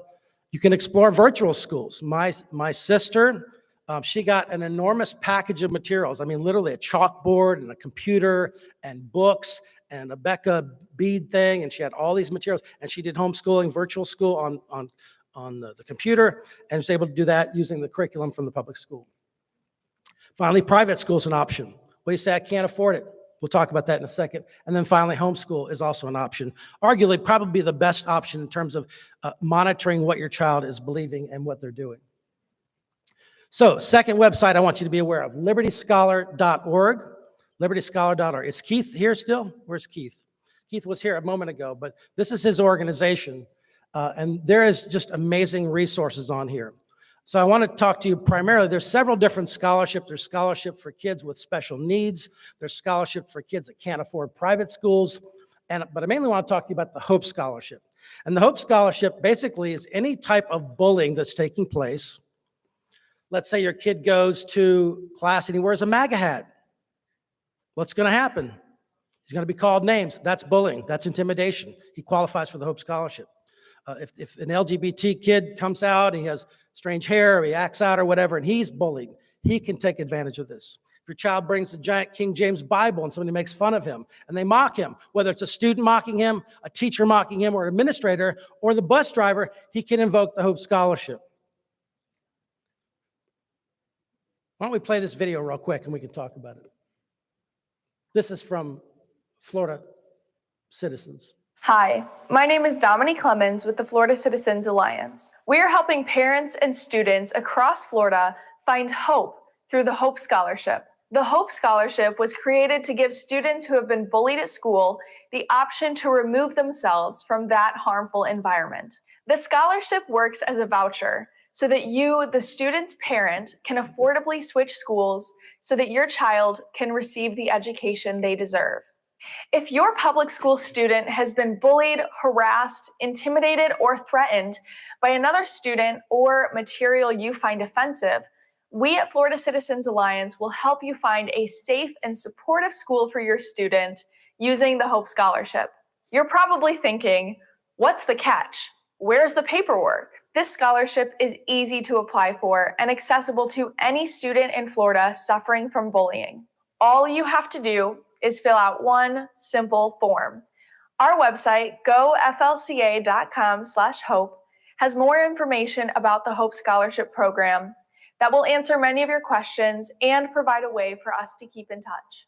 We agree it sounds too good to be true, but it's true. Take it from Florida Commissioner of Education, Richard Corcoran, that this scholarship works exactly as described. We're here for you and your student. Please take the next step and let us know how we can help. Again, the website is goflca.com/hope. Thanks for giving us the opportunity to help you and your child.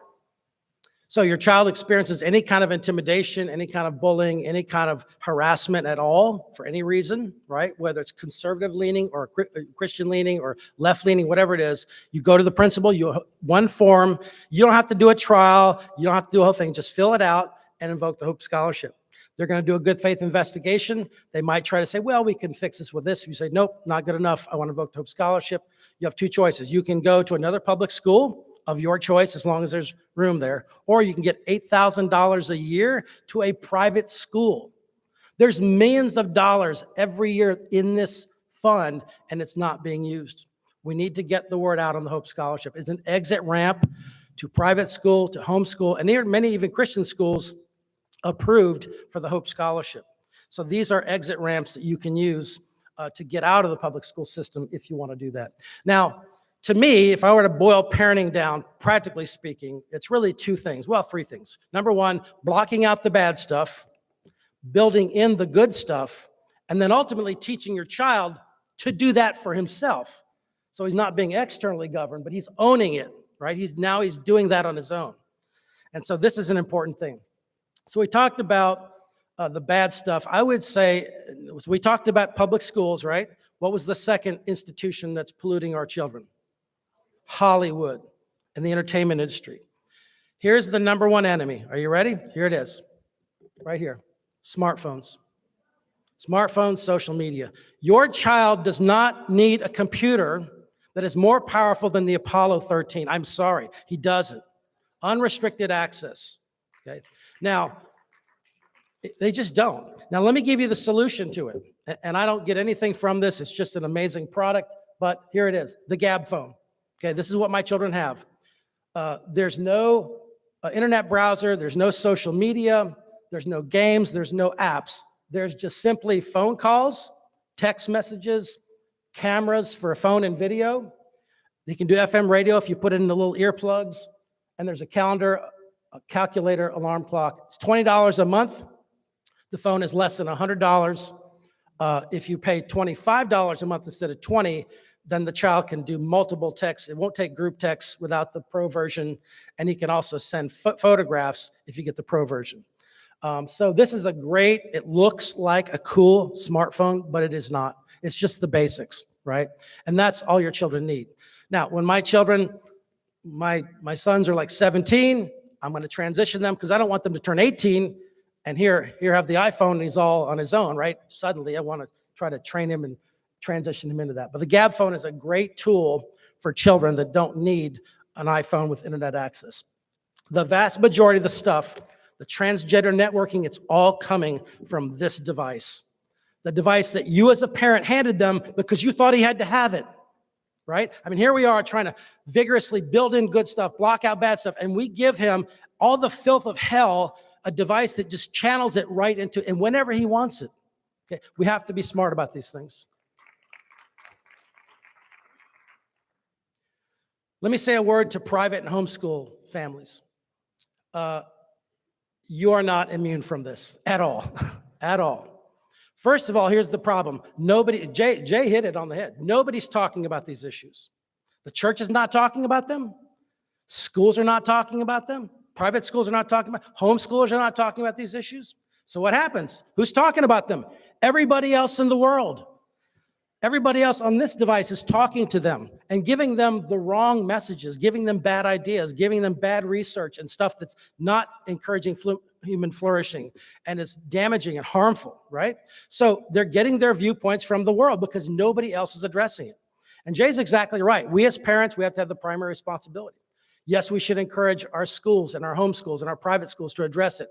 Yes, we should encourage the church to address it, but we have the responsibility ultimately of doing this. And we need to do it because it's very, very important. So there is a systematic campaign that I'm going to talk about, next slide will show you, that is looking for your child in private school, Christian private school, or homeschool. They're literally using the internet and the data that's being collected to try to identify who are the homeschool kids of a certain age and trying to reach them. And so that is a really horrible demonic thing, but that's what's going on right now. Number two, private schools have lots of well-to-do families that want you to fix their kid. So even the private Christian schools have this. You have to be careful. You're not immune. You have kids that are looking to break down the other Christian kids that are nice because they want to create trouble and challenge them. And the homeschool movement has become a big tent, especially with COVID. I mean, I went to the homeschool convention.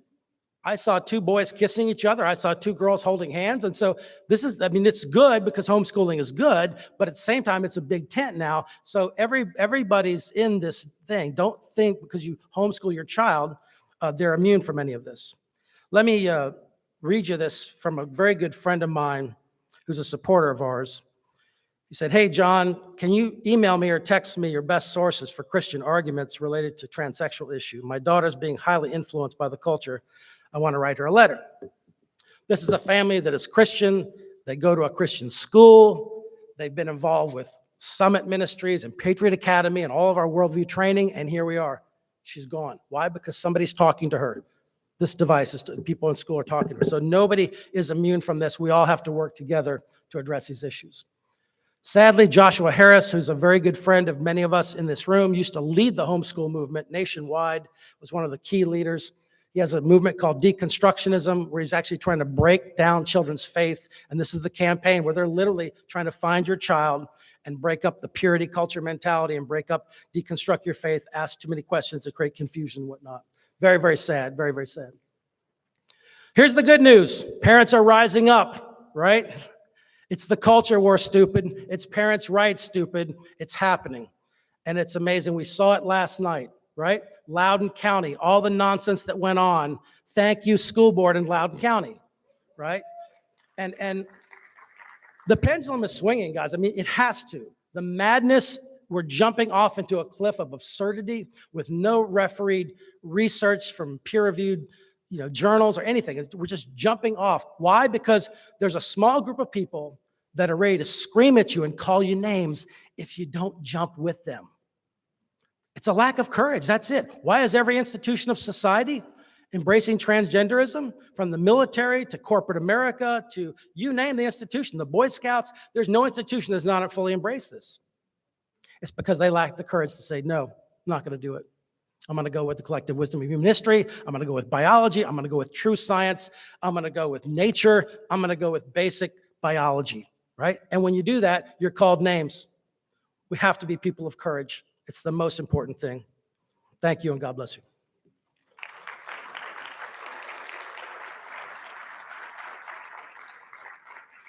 Now we're going to hear from Josiah Gator. That's right, Gator as in I'm a Seminole, he's a Gator.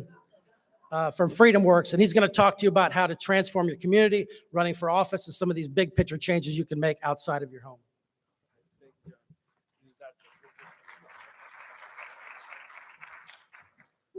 All right. Well, thank you, John. Thank you, Bridget, for allowing us to be a part of what's going on today.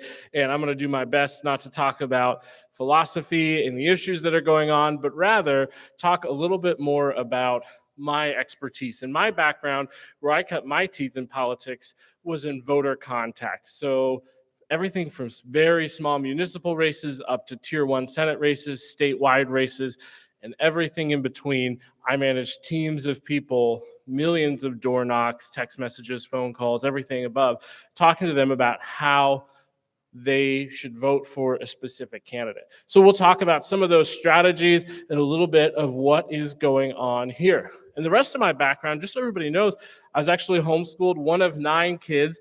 I don't know how my parents did it to this day, but somehow they managed to homeschool 9 of us and only 6 died. I'm just kidding. I'm just kidding. There are 7 boys, so it is actually a little bit of a miracle that we all did survive. And then I went to public school for a couple years, then went to college, got a master's degree, was a TA, taught for a couple years, and was presented with 2 good options. I could keep teaching, which I enjoyed, or I could go and start working in politics. My dad was in politics, my granddad was in politics, so there was just 2 good roads, and I ended up going down the politics road, which led me to working on a variety of conservative campaigns into where I am here today, which is fantastic because it marries my political, tactical side and my education side, having a lot of different experiences. So let's go ahead and jump into this. This section here talks a little bit about who Freedom Works is, which we covered before, so I am going to go pretty quick. If I talk too fast, I like to say I have Ben Shapiro syndrome. Just again, a highlight about BEST, our key issues, we like to call it the 4 C's, which is coalitions of parents who fight for school choice, who fight for curriculum that matters, that doesn't indoctrinate children, and fight for candidates. So the first C is coalitions, and the other 3 are what those coalitions are able to do. Excellent. Now, one thing you all should be aware of is that we host a 6-week candidate academy, and you guys are getting a fire drill here in a half an hour. So in the next half an hour, it should inspire you and give you a couple of really good ideas, but realize we're only scratching the surface here in about 30 minutes. This is an online free resource open to everybody. It's on Zoom so that anybody can get there. We also do live trainings. It's 7 p.m. Eastern time every single Tuesday. You can simply go to parentsknowbest.com and register for this candidate academy. A couple of things that it covers. Get Schooled is maybe you don't know exactly what the superintendent's role is versus the board. That's fine. Declaring your candidacy. How do you give a stump speech? How do you become a salesman or a saleswoman? That's what a politician is. That's certainly what somebody on the campaign trail is, no doubt about that. Marketing yourself. Once you've declared your candidacy, how do you get out there? What are the final things you do, racing to the finish line? The power of grassroots. You need to do what I did, which is go talk to the voters. Nobody can vote for somebody they don't know that exists, and you're elected. Now what? How are you going to make an impact, whether you're in the minority, you're outweighed on the board, whether you're in the majority? What about the budget? Believe it or not, you could make an impact just by making smart budget decisions. Those are all things that our academy covers, so you're getting just a taste today. So how can you organize and impact your school? Think about this slide, should be relatively obvious to us, and it's going to play into one of our upcoming slides. It's probably the best slide that I've ever made in my whole life. Parents were obviously woken up to the anti-American political ideology. Anything that says America is systemically racist, America is bad, you shouldn't be proud of what we've done, which of course includes critical race theory, gender identity indoctrination, comprehensive sex ed. And they realized that, especially with the lockdowns, people who would not describe themselves as conservative ever were begging for their children to go back and being told no. And what they realized is that they had no power over the most important thing in their life, which is the upbringing of their children and making sure that their families head in the right direction. That is terrifying. Maybe you've been in a situation where you were powerless when it came to, let's say, a medical billing situation, and you thought, oh my gosh, how am I going to pay for my kid's medical emergency? Imagine that, but even more. And that is a gut-wrenching feeling. How can you not act on that? So this slide is the most expensive, quick information I could give. And this is the idea that if you're going to run a campaign, or if you want to start an organization and be effective in your community, you have to understand a couple of things. The first is it starts with setting goals. These are relatively simple. There's a couple of questions you should be able to answer. First, are your goals achievable and realistic? If they're not, you're going to be demoralized, you're going to quit. For this movement to be successful, it has to last beyond when the media keeps talking about it. And if we set unrealistic goals and the media stops talking about it, 3 years from now, the same people will be elected in the school board, Fox News will be talking about something else, and Rachel Maddow on MSNBC will be laughing her rear end off because she'll know that she's won, and so will Joe Biden. We can't allow that to happen. Are they long-term? Again, flows into what I just said. No use making a short-term change. Let's make sure that it's long-term, and then do they build upon each other? What is the next step? That's part of thinking long-term. Now, here's the real kicker. And a great example is now a congressman in South Texas, Jake Ellzey. I was on his campaign for just a little while. He was running for state house at the time. We were talking to voters about eminent domain. That was really important to Congressman Ellzey. Nobody at the door cared at all. And we kept talking about eminent domain, and we told him, we said, hey, they don't care about eminent domain. We're not saying you shouldn't vote the right way, but you got to stop going to the door and saying, well, I'm going to stop eminent domain. Nobody cares. What you want to talk about, whether it's your group or a campaign, this is vitally important. Number one, you decide what are your principles, not an issue, a principle. And the principle is I stand for parents' rights. Critical race theory is an issue. And if you stand for parents' rights, you're probably against critical race theory. If you stand for parents' rights, you're probably in support of curriculum transparency. But it's not an issue, it's a principle. And then you go and say, what are the concerns of the community? Not my concerns, the community's concerns. What the community is concerned about that is within your principles, you don't violate your principles, that is what you focus your group on. That is what you focus, especially a campaign on. That's what people are interested in. We can bang our heads up against the wall all day talking about eminent domain, but he wouldn't be a congressman right now if he had done that. So the question is, where are you going to make that impact? And sometimes we might need to open the door. So critical race theory right now, I was talking to Jay, and he said, we want to tie critical gender theory to critical race theory. So that's the long-term goal. He's saying they're really enthused about critical race theory. So we're going to keep talking about it. But over the years, Jay is going to get them to start talking about critical gender theory too. But he's not going to force feed it down their mouths. He's not going to stop talking about critical race theory to replace it. This is vitally important. You have to understand what the community is concerned about. And over years, you can help shape that, but you can't just manufacture it out of thin air. So important if you're running a campaign or part of a campaign. And you only want to pick a couple of issues. Nobody can digest 10 or 20 issues. Have you ever gotten a political mailer that has paragraphs of text and 22 bullet points? I have not and never will read one of those. I don't even care if I agree with you.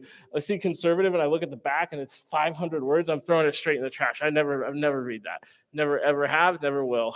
A couple issues to be aware of that probably are prevalent in your area. This one will go pretty quickly, is critical race theory. And Chris Rufo was really good about this. He said we should talk about the connected ideologies, not just strictly critical race theory, so that we make sure we're not put in a box. All of the connected ideologies are garbage.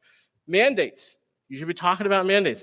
That is a key example of parents' rights, and there are tons of center and lean left individuals who are against the mandates. School choice. By the way, parental choice is a great way to say that too. Remember that this isn't about the ability to homeschool, it's about the funding mechanism. You're going to hear people say, well, you can send your kids to public or private or charter. It's not about that. It's about money following the students, not the system. That's the argument we need to win, and those are the laws that we need to pass. Transparency.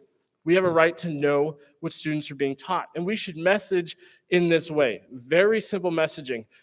If I go and ask Black families in Philadelphia, which FreedomWorks did, do you support being able to send your child to any school that you see fit? They say yes. If I were to frame it as a teachers union, I would probably say something, do you support taking public dollars and sending them to private schools? They would answer that same question, no. So we have to be really aware of the messaging. The messaging is your children deserve a chance. And right now, this monopoly doesn't give them all of the opportunities. So it's very simple. Do you think that you're the best judge for where your child should go? If the answer is yes, you're for school choice. If the answer is no, well, then I guess you believe that the government should take over for you. That messaging should be simple, very, very simple. We already talked about the Florida Parents' Bill of Rights, and then academic achievement is a good way to make an argument for other things. Generally, you're going to need some sort of illustration to help with that, because people really like their teachers, rightfully so in many places. So they might be a little bit blindfolded until their student specifically is failing. So if you say, oh, the district has 30% of kids not reading on grade level. If their kid's reading on grade level, it's not going to click. So use it as a supplement for something else. Okay, understanding your target. Each district, each county is radically different. People come up and ask me things all the time, and I always start by asking them, okay, tell me about your county. Tell me about the seats. Tell me about who's about to flip. Tell me about how they voted in the last election. So you have to understand that each one is different. Now, who can make the impact that you're looking for? Is it the State Board of Education? Maybe it is. Karen Hiltz has been doing some great work. She's right back here at the State Board of Education win. And we had kind of a win here in Florida not too long ago on expanding some curriculum options, but it was a minor win. Is it your local school board? Is it the superintendent? Is it the state legislator? And let me tell you, our goal is to equip these parents. We're going to take anger, and it is anger. I was angry. I hope some of you were, and turn that into passion. And the passion becomes action. That is the formula, and it's not going to stop at school boards, because the state legislators are the ones that write the ban on CRT. They're the ones that will put curriculum requirements for history. And then the State Board of Education and so on will delineate that down. Your superintendent might have a lot to do with grants from the federal government that might have CRT sprinkled into it. So you can start to see what's your issue and who's the person that we need to be talking to. And maybe you're not concerned about every single one of those. Again, figure it out, and maybe you're just focused on the State Board of Education. That's fine, but it's important that you understand and identify the change makers that can help you with your goals. So you're going to need some help along the way. There was a great mom in Texas that we've been talking to for so long, and she just got burned out. She'd been doing this fight before COVID. She did it throughout COVID. She's fantastic at what she did. It was just so much, and she needed to work and be there for her family. So you need to make sure that your goals, again, are achievable and that you're not going to get burned out.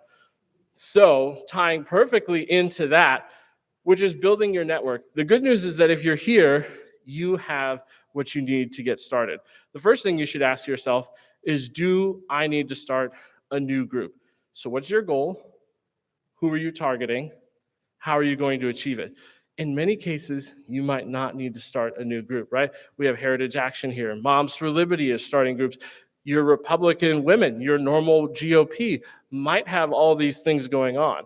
Maybe you do decide that you want to start a PAC to help support candidates in a more financially direct way. That's fine, but in many cases, we don't need another group. You have to realize we are saturated with the training people how to be school board members. We don't need more of that. We actually need more people to support them once they're elected at this point. But there's tons of groups, many of them here today. How much time and expertise do you have to commit to that? That will help you answer your question about, do I want to start another group? Starting another group just because probably isn't the way to go. You need to make sure that there's not a need that's not being filled before you're going to do that. What are the groups in your area that can help you with their goal? And then where can you plug in? And this is really important. I hope that after this or during lunch, each of you will go collect a whole bunch of business cards and go to every single table, because if you are somebody who's never been involved in politics, which probably none of you are, even you are 0 or 1 degrees of separation to some of the most tied in people in the country right now. So if you talk to one other person here, if you talk to John, he has all these connections over there. If you talk to me and get my business card, I have all those connections. If you talk to Keisha, she has all of these connections. And you know what my job is to help you. So all you have to do, my job is to answer your emails, answer your phone calls, and help you. You are so close to being connected to so many great resources. And if you pick up the phone, you make the ask, you make the call. If they don't answer, you go to the next one. But most of the time, I collect business cards like they're souls. And I worked my way across the entire state of Pennsylvania in an afternoon. I had 10 groups of great moms, and it started with one call, and I said, oh, that's fantastic. What's another phone number you can give me? And each call, I ended up with another phone number.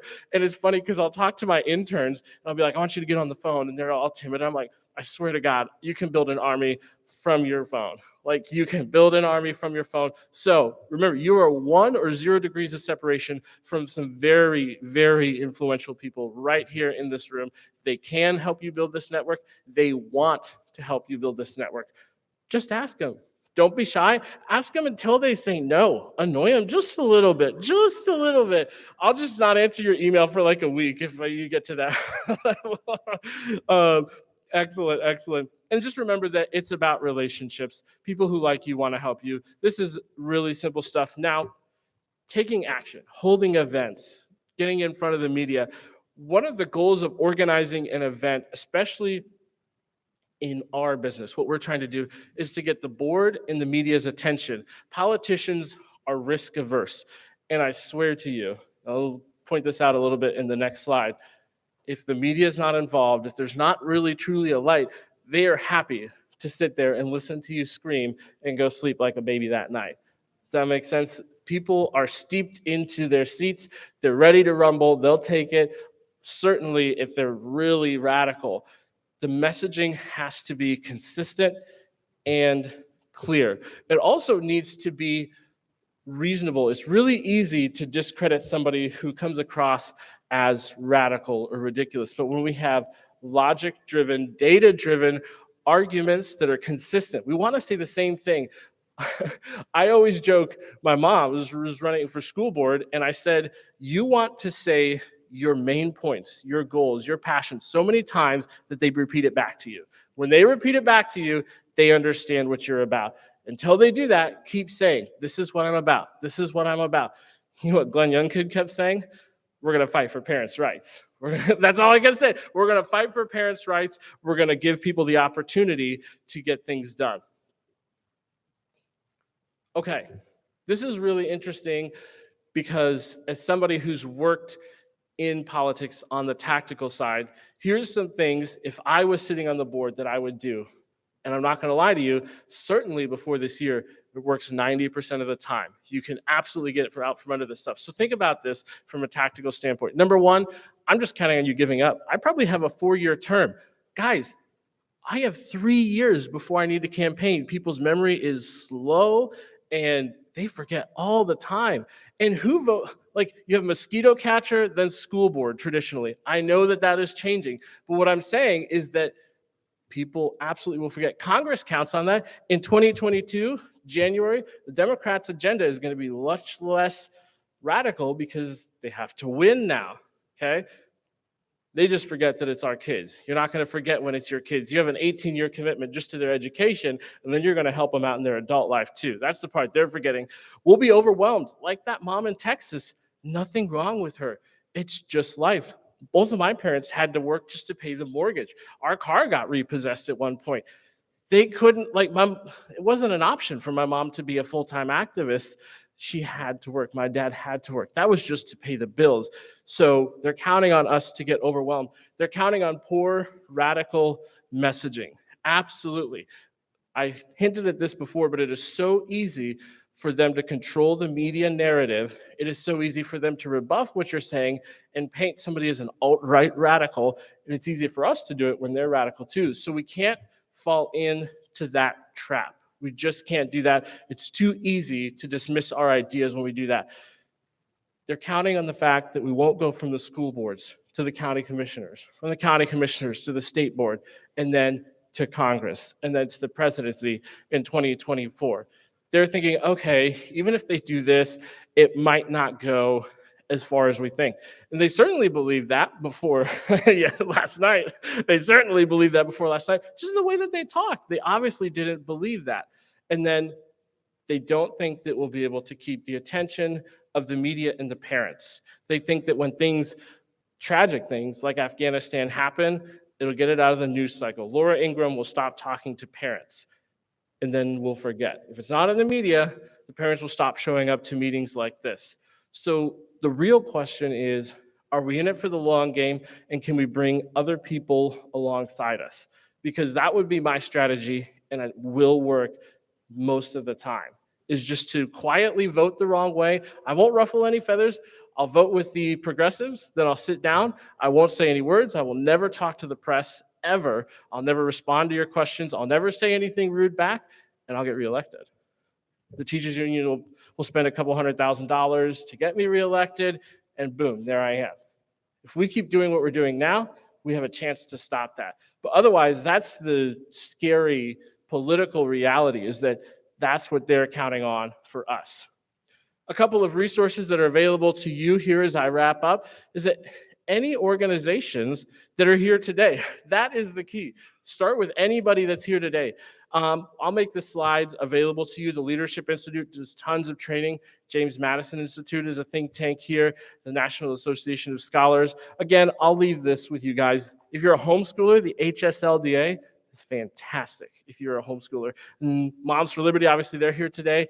The only other one I'll leave with you is, if you're politically curious, Ballotpedia is, they can't officially be, but they are a lean right political dictionary. So if you look up a candidate, look up a political term, it is one of the most helpful guides that you can have into politics. It's the Wikipedia of politics, and it actually leans right, which is fantastic.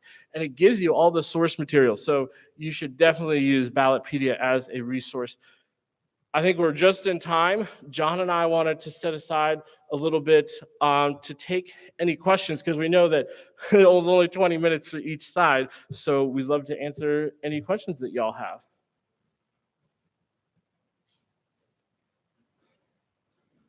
Oh, yeah. I think there's one. Oh, perfect. In our battle with the St. Lucie County School Board, either one, we've been informed and told, we've heard about the National School Board Association and the Department of Justice, but also we've got the Florida School Board Association. And we've been informed and have from correct resource that when they come down, and they do come down and they do train your school board, that they've actually told our St. Lucie County School Board that the school board works for the superintendent. The superintendent doesn't work for the school board.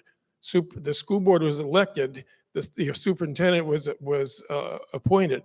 And I'm concerned about that, and I want to hear from you as what other nefarious things are we know are happening with the Florida School Board Association?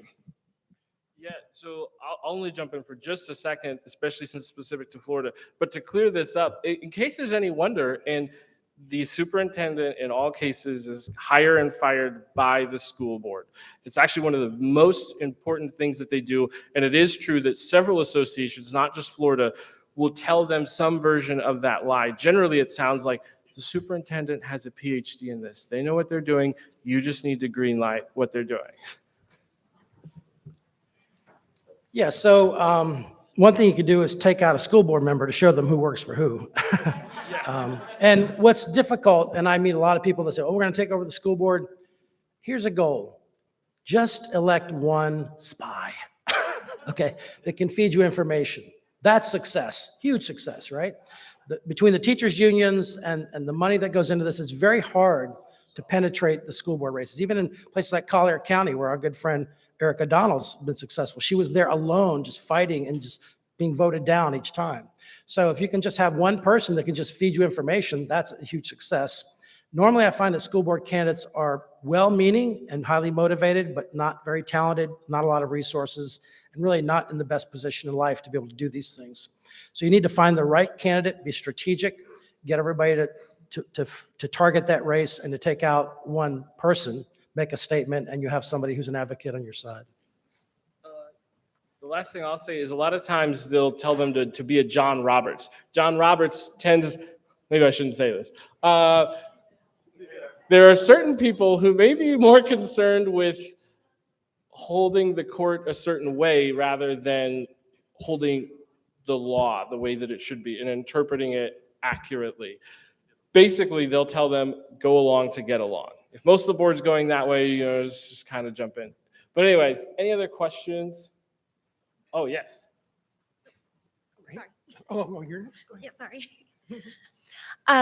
Do you have any resources available for teachers who are actually on the side of the parents?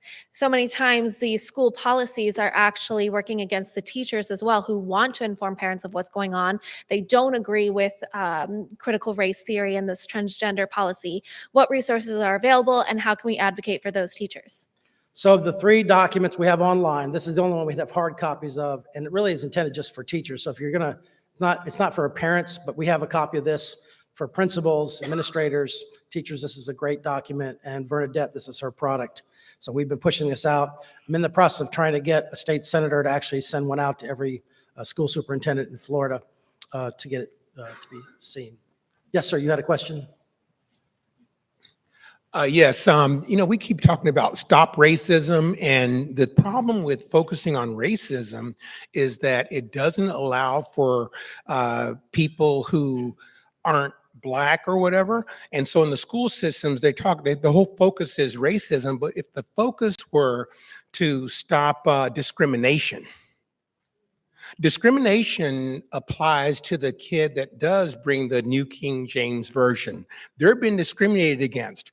So if we make the banner racism, we don't capture the conservatives. So that's just a thought. Okay, and that's a really interesting point. And the only other resource I'll add to the teachers is we've partnered, and I'm sure John knows her well, Rebecca Friedrichs for Kids and Country. They have a whole system for teachers to opt out of teachers unions, and they show them alternatives to teachers unions too. The teachers are not the problem in many cases. The union is absolutely the problem. The union, it spends the most money opposing what we're doing here today. $66 million in 2020 to defeat Republicans. 98% of that was spent on Democratic candidates. A couple more questions? Yes.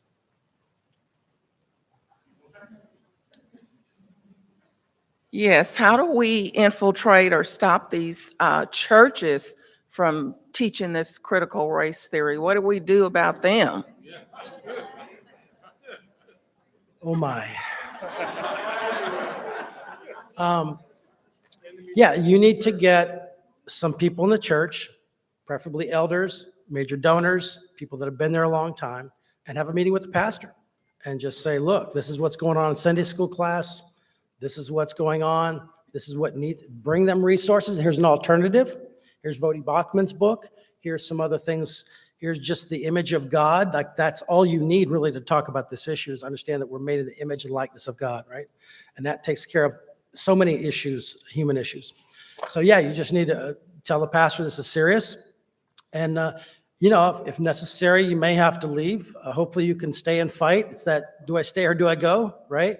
And so it is very difficult, especially if, depending on what kind of church you're in, it can be extremely difficult. So it's...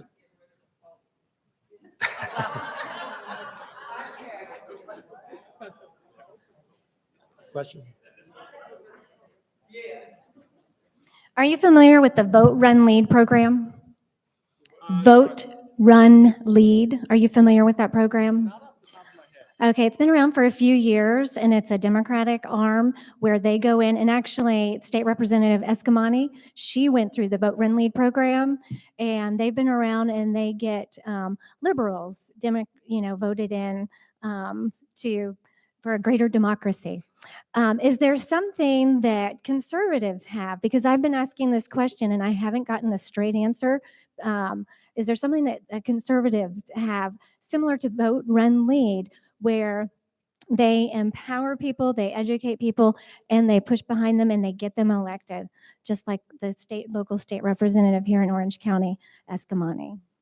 Yeah, so the cool thing is, one of the sources that I mentioned here, and again, I promise I've already sent this slide to Bridget so she can send this out, is the Leadership Institute educates people. They have a whole campaign academy. They'll teach you how to do TV interviews.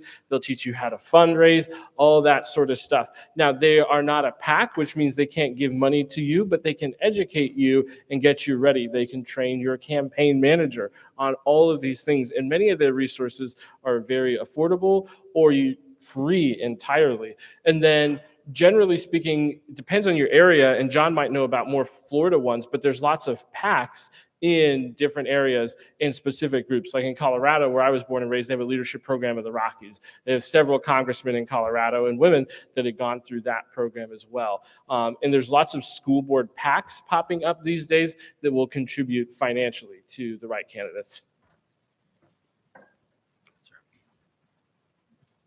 Hi, how you doing? My name is Eric Monte. I'm actually running for school board in Seminole County. I have a question and I have a statement. Statement is that just make sure you're aware of your county laws, but I think it's statewide. They're nonpartisan races. They happen during the primary. You have to win by 50% or more. If you don't, it goes to a runoff to November. So the big thing to know is know your county, know who's running in the primaries, because that's going to bring out the base. Because you know how the primaries work. We have closed primaries, the NPAs. You have to target your NPA super voters who are liberty-minded, and you have to make sure you get your base out. Because if you have a lot of, especially where we have a lot of Republicans in a lot of counties, you may not have a Republican challenger, and none of the Republicans come out to vote during that election, and then all the Democrats come out. So you have to be aware of that and know how to message yourself right to get your base out and get the right message out. So just make sure you're aware of what it is and how it is. And remember, most of them are county. And in my county, it's countywide election. The district just determines where the candidate, which seat is up, and where the candidate lives. They have to live in the district that is up. Some counties are different, but mine it's a countywide election. So it's a very expensive election, depending where you are. So my question is, the question is that we. The thing I've talked to a lot of teachers who are liberty-minded, who don't like what's going on, and they say, we only join the union because when we have a real worker employer issue where they might have a supervisor who may be woke or pushing this stuff on them, and they're having problems or having some just general problems with the thing, that they feel that the union is the only one that protects them. And, I know one of the school board members who's currently on the board, who's very popular, who's a conservative, said, oh, there's a state thing that covers that. How do we educate teachers that there's other resources, maybe state-based, maybe other organizations that will say, hey, you don't need a union. We got this legal defense fund. Yep. You know, type of thing. Absolutely. So that's a great question. And it's one of the lies that the unions perpetrate really, really well, which is that if you get yourself, let's say, an illegal issue, that's probably the thing they're most scared about, that we will represent you. First of all, a lot of times it's often going to be some sort of partner with the union. It might not be a lawyer coming to your aid right away. And then second of all, they might not defend you blanket statement. Then third of all, when it comes to your employment, people are scared, like, oh, my benefits, my pay, all that. The unions have a contract to negotiate with the state on behalf of all teachers in almost every state. So if you leave the union, your pay is still it's going to be the same. That won't change. Then if you think about your union dues, especially you pay state, you pay federal, you might pay local union dues as well. There are tons of personal liability insurance that you can purchase, probably for less cost. So you probably should have liability insurance in this day and age as a teacher. You can purchase it probably for about the same cost or less as all of your dues put together, and you can opt out of the union and still, like, they're going to negotiate your contract because they negotiate as a whole for the state. So you're not going to forfeit a pay raise. So it's a mountain of lies. Also, executives for the union get paid upwards of $300,000 a year at the NEA. Like, the average executive salary is $350,000 a year. Bananas. Last question in the back, and then we're going to close. Can you hear me? Okay. Is there a resource for the school libraries, the content of the books in the school libraries? I requested a list from Boone High School, and the titles of the books really don't tell you what's inside of the book. I have a granddaughter who had a book report, and the book was just atrocious. So I requested a copy of a list from Pershing Elementary and really didn't get any list until I contacted John Wright. And 2 days later, I had a list. But we don't realize what our children have available to them. There is really not going to be a whole lot of innocence left if we or somebody doesn't get involved in what's on the shelves in the libraries and get it back to innocence. It's a great point. It's a great point. There is an expert in the room on this topic. I can connect you with him after the meeting. So I have one announcement and then one closing comment. We are organizing a rally for medical freedom. We just announced it yesterday, but this is to support Governor DeSantis' special session to ban vaccine mandates. Our organizational positions, we don't take a position on vaccines, but we don't think they should be mandated, especially by the government. So on the second day of the special session, on Tuesday the 16th, hundreds of us will be in Tallahassee. Please come and make your voice be heard. People that object based upon parents' rights, based upon natural immunity, based upon, you name it, there's a number of medical, legal, constitutional issues. So we are rallying for medical freedom in the Capitol to support the governor's special session and want to encourage you. You'll be given one of these as you're walking out. My closing comment is that I just want to really encourage all of you to be people of goodwill, to be serious-minded, and to be respectful. There is a coarsening of our culture. There is a wicked sarcasm that is running through the culture that oftentimes we can imbibe. Gender dysphoria is a very serious matter. It can be, in the later stages of a person's later life, life-threatening.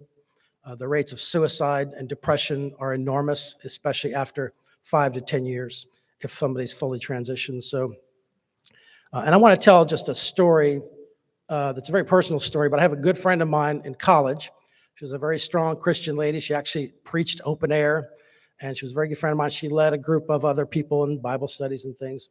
And she ultimately moved here to Orlando, went to the same church that I did. And without anyone asking, not consulting anyone, she just took off on a trip and had a gender reassignment surgery. And then wanted to marry a young lady in the church. And the church's position was, this is a same-sex marriage. We're not going to honor this. And she said, no, I'm a man now. And so there was a whole process where, and she was a very good friend of mine, and it upset me, it bothered me. I didn't know how to process it quite. And then several years later, she reached out by email to me and changed her name from something to Chris. And so she said, I'd like to talk with you, and she signed Chris. And I responded back I don't know Chris. I just know the name of the original person.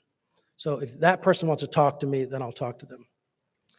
I just learned that several years ago she committed suicide. And I regret not being a voice of compassion and reason and listening.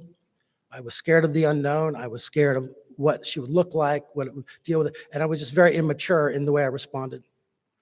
So we are the answer. We have to have the courage and the compassion to deal with this issue in a very serious way. This is no time for mocking or joking or making fun of people.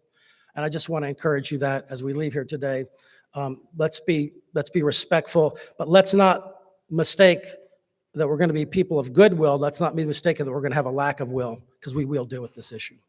Thank you very much for coming, and God bless you.